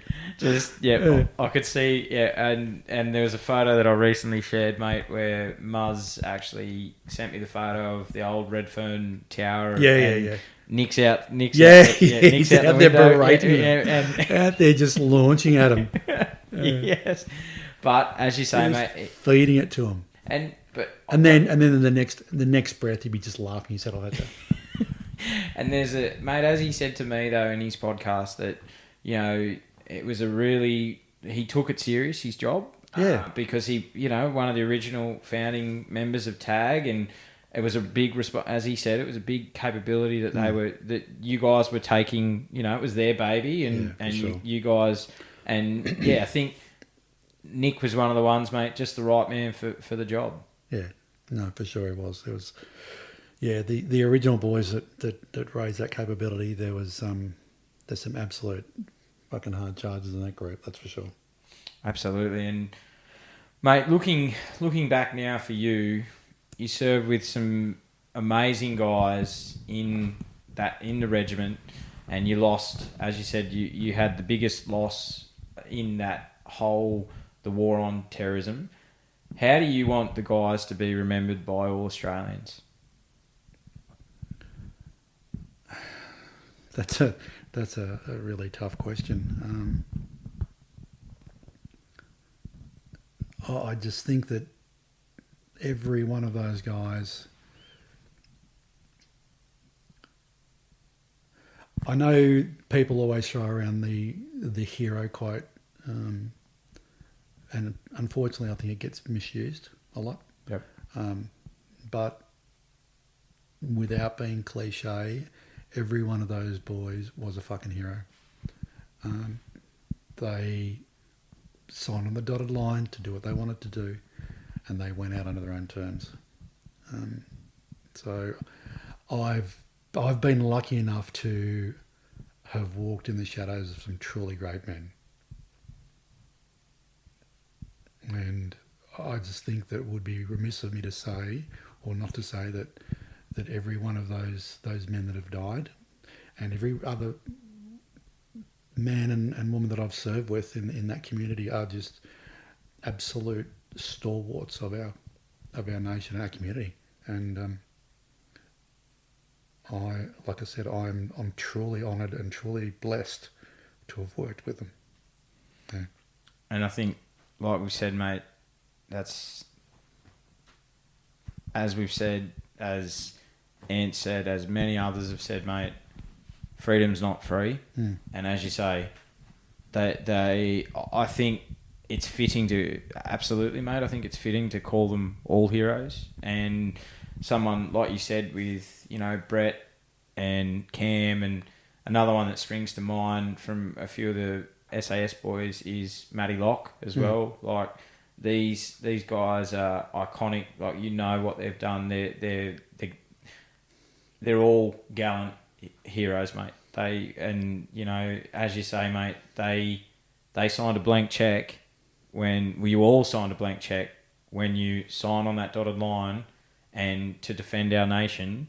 And as you say, mate, more than 103,000 people have made that ultimate sacrifice. Exactly. For us to enjoy the freedom. And as you say, it's, and it's important, mate, to, recently with Nick's death, it's important to get these stories down, so that they're not lost to history. And I'm so blessed to sit across, and mate, I call you a brother now. You've become a brother to me, and someone that I very much, I'm in regular contact with you every week, and you have become a brother, and I really do appreciate you coming on and sharing your story. And mate, before we wrap up, what are your plans going into the future with your family and career?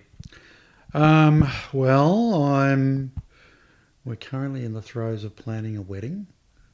So all things being equal and good, that'll happen in May next year.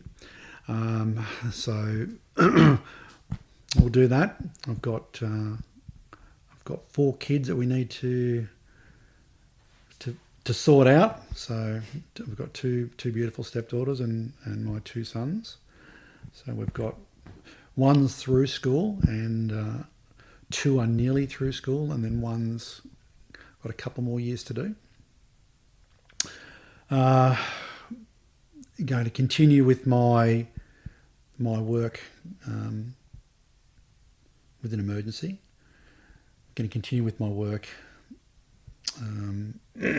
providing support in that austere environment as is required, and hopefully I'll be able to contribute in some other meaningful ways with some other tasks that I can't really talk about at the moment. Yep. But if they come to fruition, it will be not only truly beneficial for me, but it will be truly beneficial for other families. Like yourself, or unlike yourself, because you've completed your book, I'm in the throes of trying to pull a book together. Probably got about 5 or 6 chapters done. It's just a work in progress. It's taken a while, and try to expand it a little bit more on what the role of a modern day kilo. Is it modern day anymore? Probably not modern day. I think it's 10 years ago. Some of those lessons that have been learnt that hopefully don't get lost in the midst of time, because unfortunately that's what's happened in the past. We forget those lessons that we've learnt, and then they have to get relearned. And a lot of the time that's of great detriment to people at the sharp end. So, and for you, is that with your book? I was going to bring that in for you. Is that part autobiography, part lessons learnt from the front? Or yeah, pretty much, mate. Yeah, it's to try and tie everything together and you make it a little bit more understandable, to dive a little bit deeper and just expand on some of those experiences a little bit more. So have you got a title for it, mate, or are you? Yeah, I've got a couple that I'm kicking around, and Voodoo Crew and Where the Kilos Live. So there's one, and yeah, there's a couple of other ones. So yeah, I've got it's just a matter of getting some more meat on the bones and getting permission from some other people to talk about the experiences. Like I said to you, one of my biggest regrets is not having a helmet cam or a body cam on during those 70 odd bloody AME missions, because it's probably considered poor form to be filming that sort of stuff. Yeah, a little bit in some instances. Yeah, a little bit graphic. And, yeah. Just maybe not. Maybe for, as you say, mate, probably follow, as you said, you followed that. Yeah, don't wear helmet cam, or just sensitive vision. Yeah. So that's probably one of the big ticket items that I would have liked to have had. I've still got some vision of some stuff, but yeah. So yeah. Oh, mate, I look forward to reading it, mate, when it comes out, and yeah. It might be in chrome with lots of pictures. Who knows? Oh, mate, I don't think so, mate. I think for what you've done, mate, for as you say, combat medics, and we've only touched the surface of what you did throughout your career, and it's been, mate, an absolute honour and a privilege to sit across from you and be trusted to share your story, and knowing what you know now, mate. What advice would you give to your 18-year-old self, and would he listen? Gee, would he listen? Yeah, that's a tough question. Probably not. He probably wouldn't. He'd probably just look at you and go, like every 18-year-old, I suppose, and go, whatever, mate. Yeah. If I had to give myself advice, I suppose it would be to appreciate and to take in more of the experiences that you do from day to day. I think, unfortunately, we do tend to get wrapped up in what's happening, and we don't sit back and appreciate it more. And it's like everything, isn't it? It's like experience is only gained through experience. Absolutely. You can't buy it. You can't rent it. You can't ask people for it. So, yeah, I think it's just a matter of, if I can be happy at the person I look in the mirror, I think I'm doing okay. I think that's great advice, mate. Because at the end of the day, you got to love yourself before anyone else will love you. Yeah, you do, mate. Yeah, you do. And it's, you know. And I know that some people go, "Oh, that's wanky," and yeah. It's not. It's not, mate. Because you know yourself, when you've been attached to a certain identity of who you are, and like you said, you're at the pinnacle, mate. You were at the pinnacle of Special Forces. That was your identity. And when that's taken away from you, I recently had a chat with Tomo, and he said everyone's great when all the cards and the balls bouncing in your favour. It's when everything's going against you. Yep. You got to find who you are, and as you say, mate, loving yourself. It starts with loving yourself. Yep. Not in an inappropriate Greco-Roman sort of way, though. No, that's right. But it's and I say it to anyone, and I know it personally too. Slats is when you lose your self-esteem. That's when you're in trouble, and it's a lot of hard work to come back from who you are if you have lost your self-esteem and self-respect. Oh, absolutely, mate. Absolutely. If you can't be happy with who you are, then no one can be happy with the person that you've become. Absolutely. And I had a very interesting conversation with my better half along those lines this morning. Yeah. Absolutely. Yeah. And for you, mate, looking back now, was joining the army the best decision of your life with everything that you've gone through? I had a similar conversation about this with someone recently when I was down in Canberra. You probably know who I'm talking about. Platts and his lovely partner. Mm-hmm. And I think that you can't change the past. You can't second guess what you've done. You'd like to think so sometimes. But I think for me, I think from the experiences that I've gained, I think from the fact that I now have a very unique and differential set of skill sets that not many people have, and that allows me opportunities to do things that not many people get to do. I don't think I'd change anything.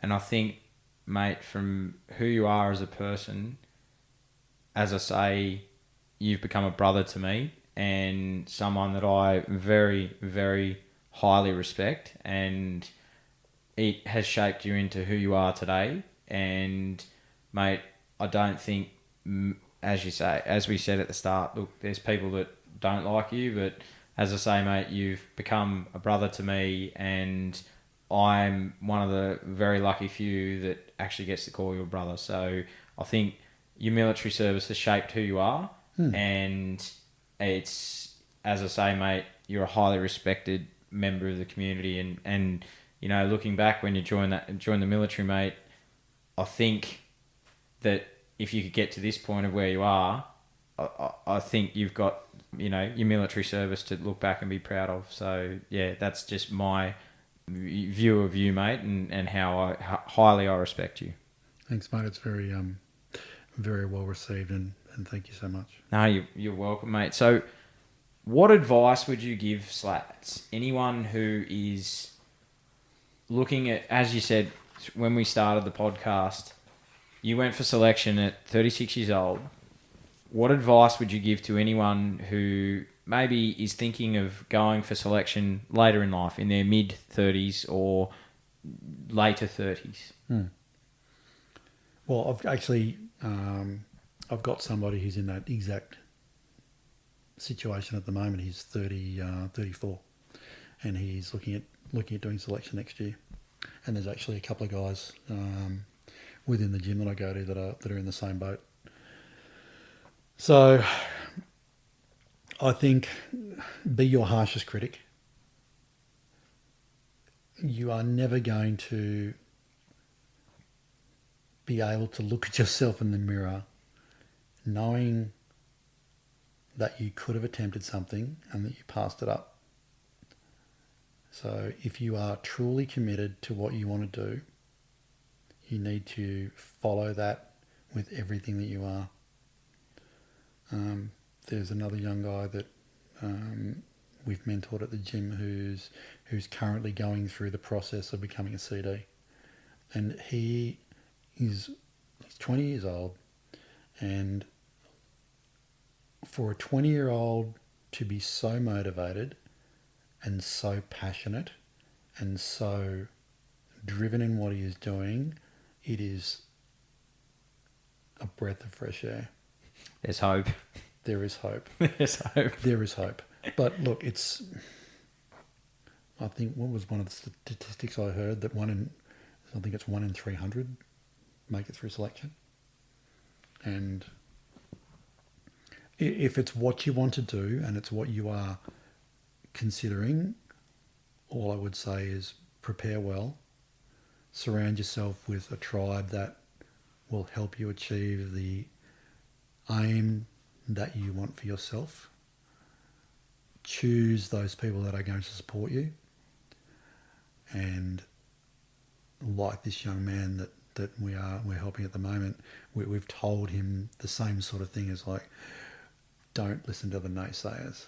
If it's your truth and it's what you want, for good or bad, you just go after it.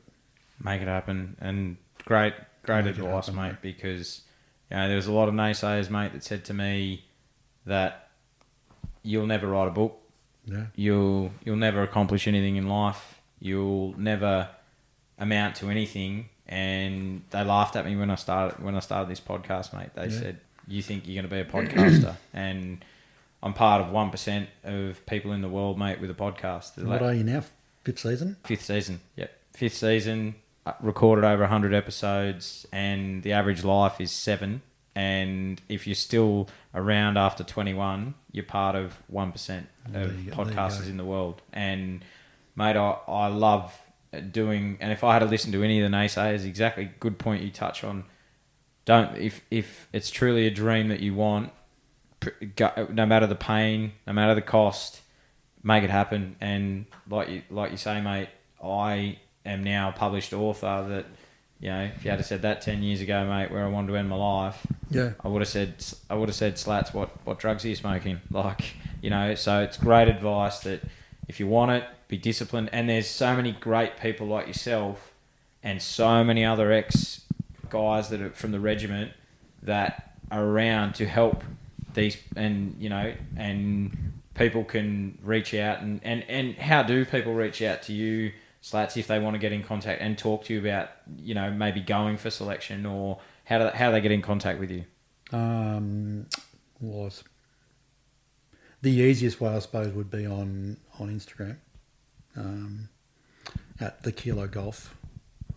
So I'm sure you'll pop that on the... I will, yeah. On the later on. So yeah, that's where I'm active on there, and more than happy to help anybody out if they're interested and they want to ask any questions. That's sort of been part of the course. So absolutely, yeah. And if I can't help you, I'll certainly try and direct you to someone who can. Someone that you mentioned, mate, Platts, is in that space. And yep. Yeah, he's... the weapons platform. Another good man that can... absolutely. He puts up many things on selection and so another... Go and follow and play to guys if you want to get some key tips as well.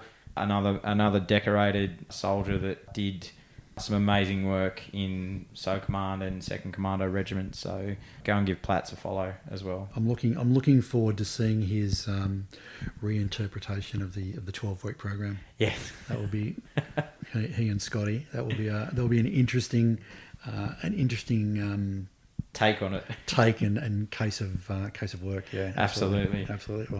Well, Slatts, it's been an absolute honour and a privilege, as I've said, mate, throughout the podcast, to sit and be trusted to share your story, and you've served your country with honour and brought pride to your family. Your story is one of true grit, determination, never giving up, and you have served at the sharp end of the army and lived by the regiment's motto, without warning. There is a quote I would like to finish with that I believe sums your story up, and if I may, I'll share it now. Perseverance is the hard work you do after you get tired of doing the hard work you already did. It's the secret of all triumphs. Slatts, I believe this sums your story up, and I want to thank you for what you have done for us and the service to your country, and for everything you do for veterans, first responders, and people who are struggling with mental health. It's been an absolute honour and a privilege to sit in your beautiful home and share your story. So, Mick Slattery, thank you so much for coming on True Blue Conversations and sharing your story. Thanks, Adam. I just wanted to say thank you for allowing me the time and for offering your time to come and chat to me. I want to thank you for the work that you do. I want to thank you for the hope that you are delivering to people. I want to thank you for the service that you have rendered to your community and to your country. And I wish you all the very best for what's to come. Thank you for tuning in to this episode of True Blue Conversations with your host, Adam Bloom. See you on the front line.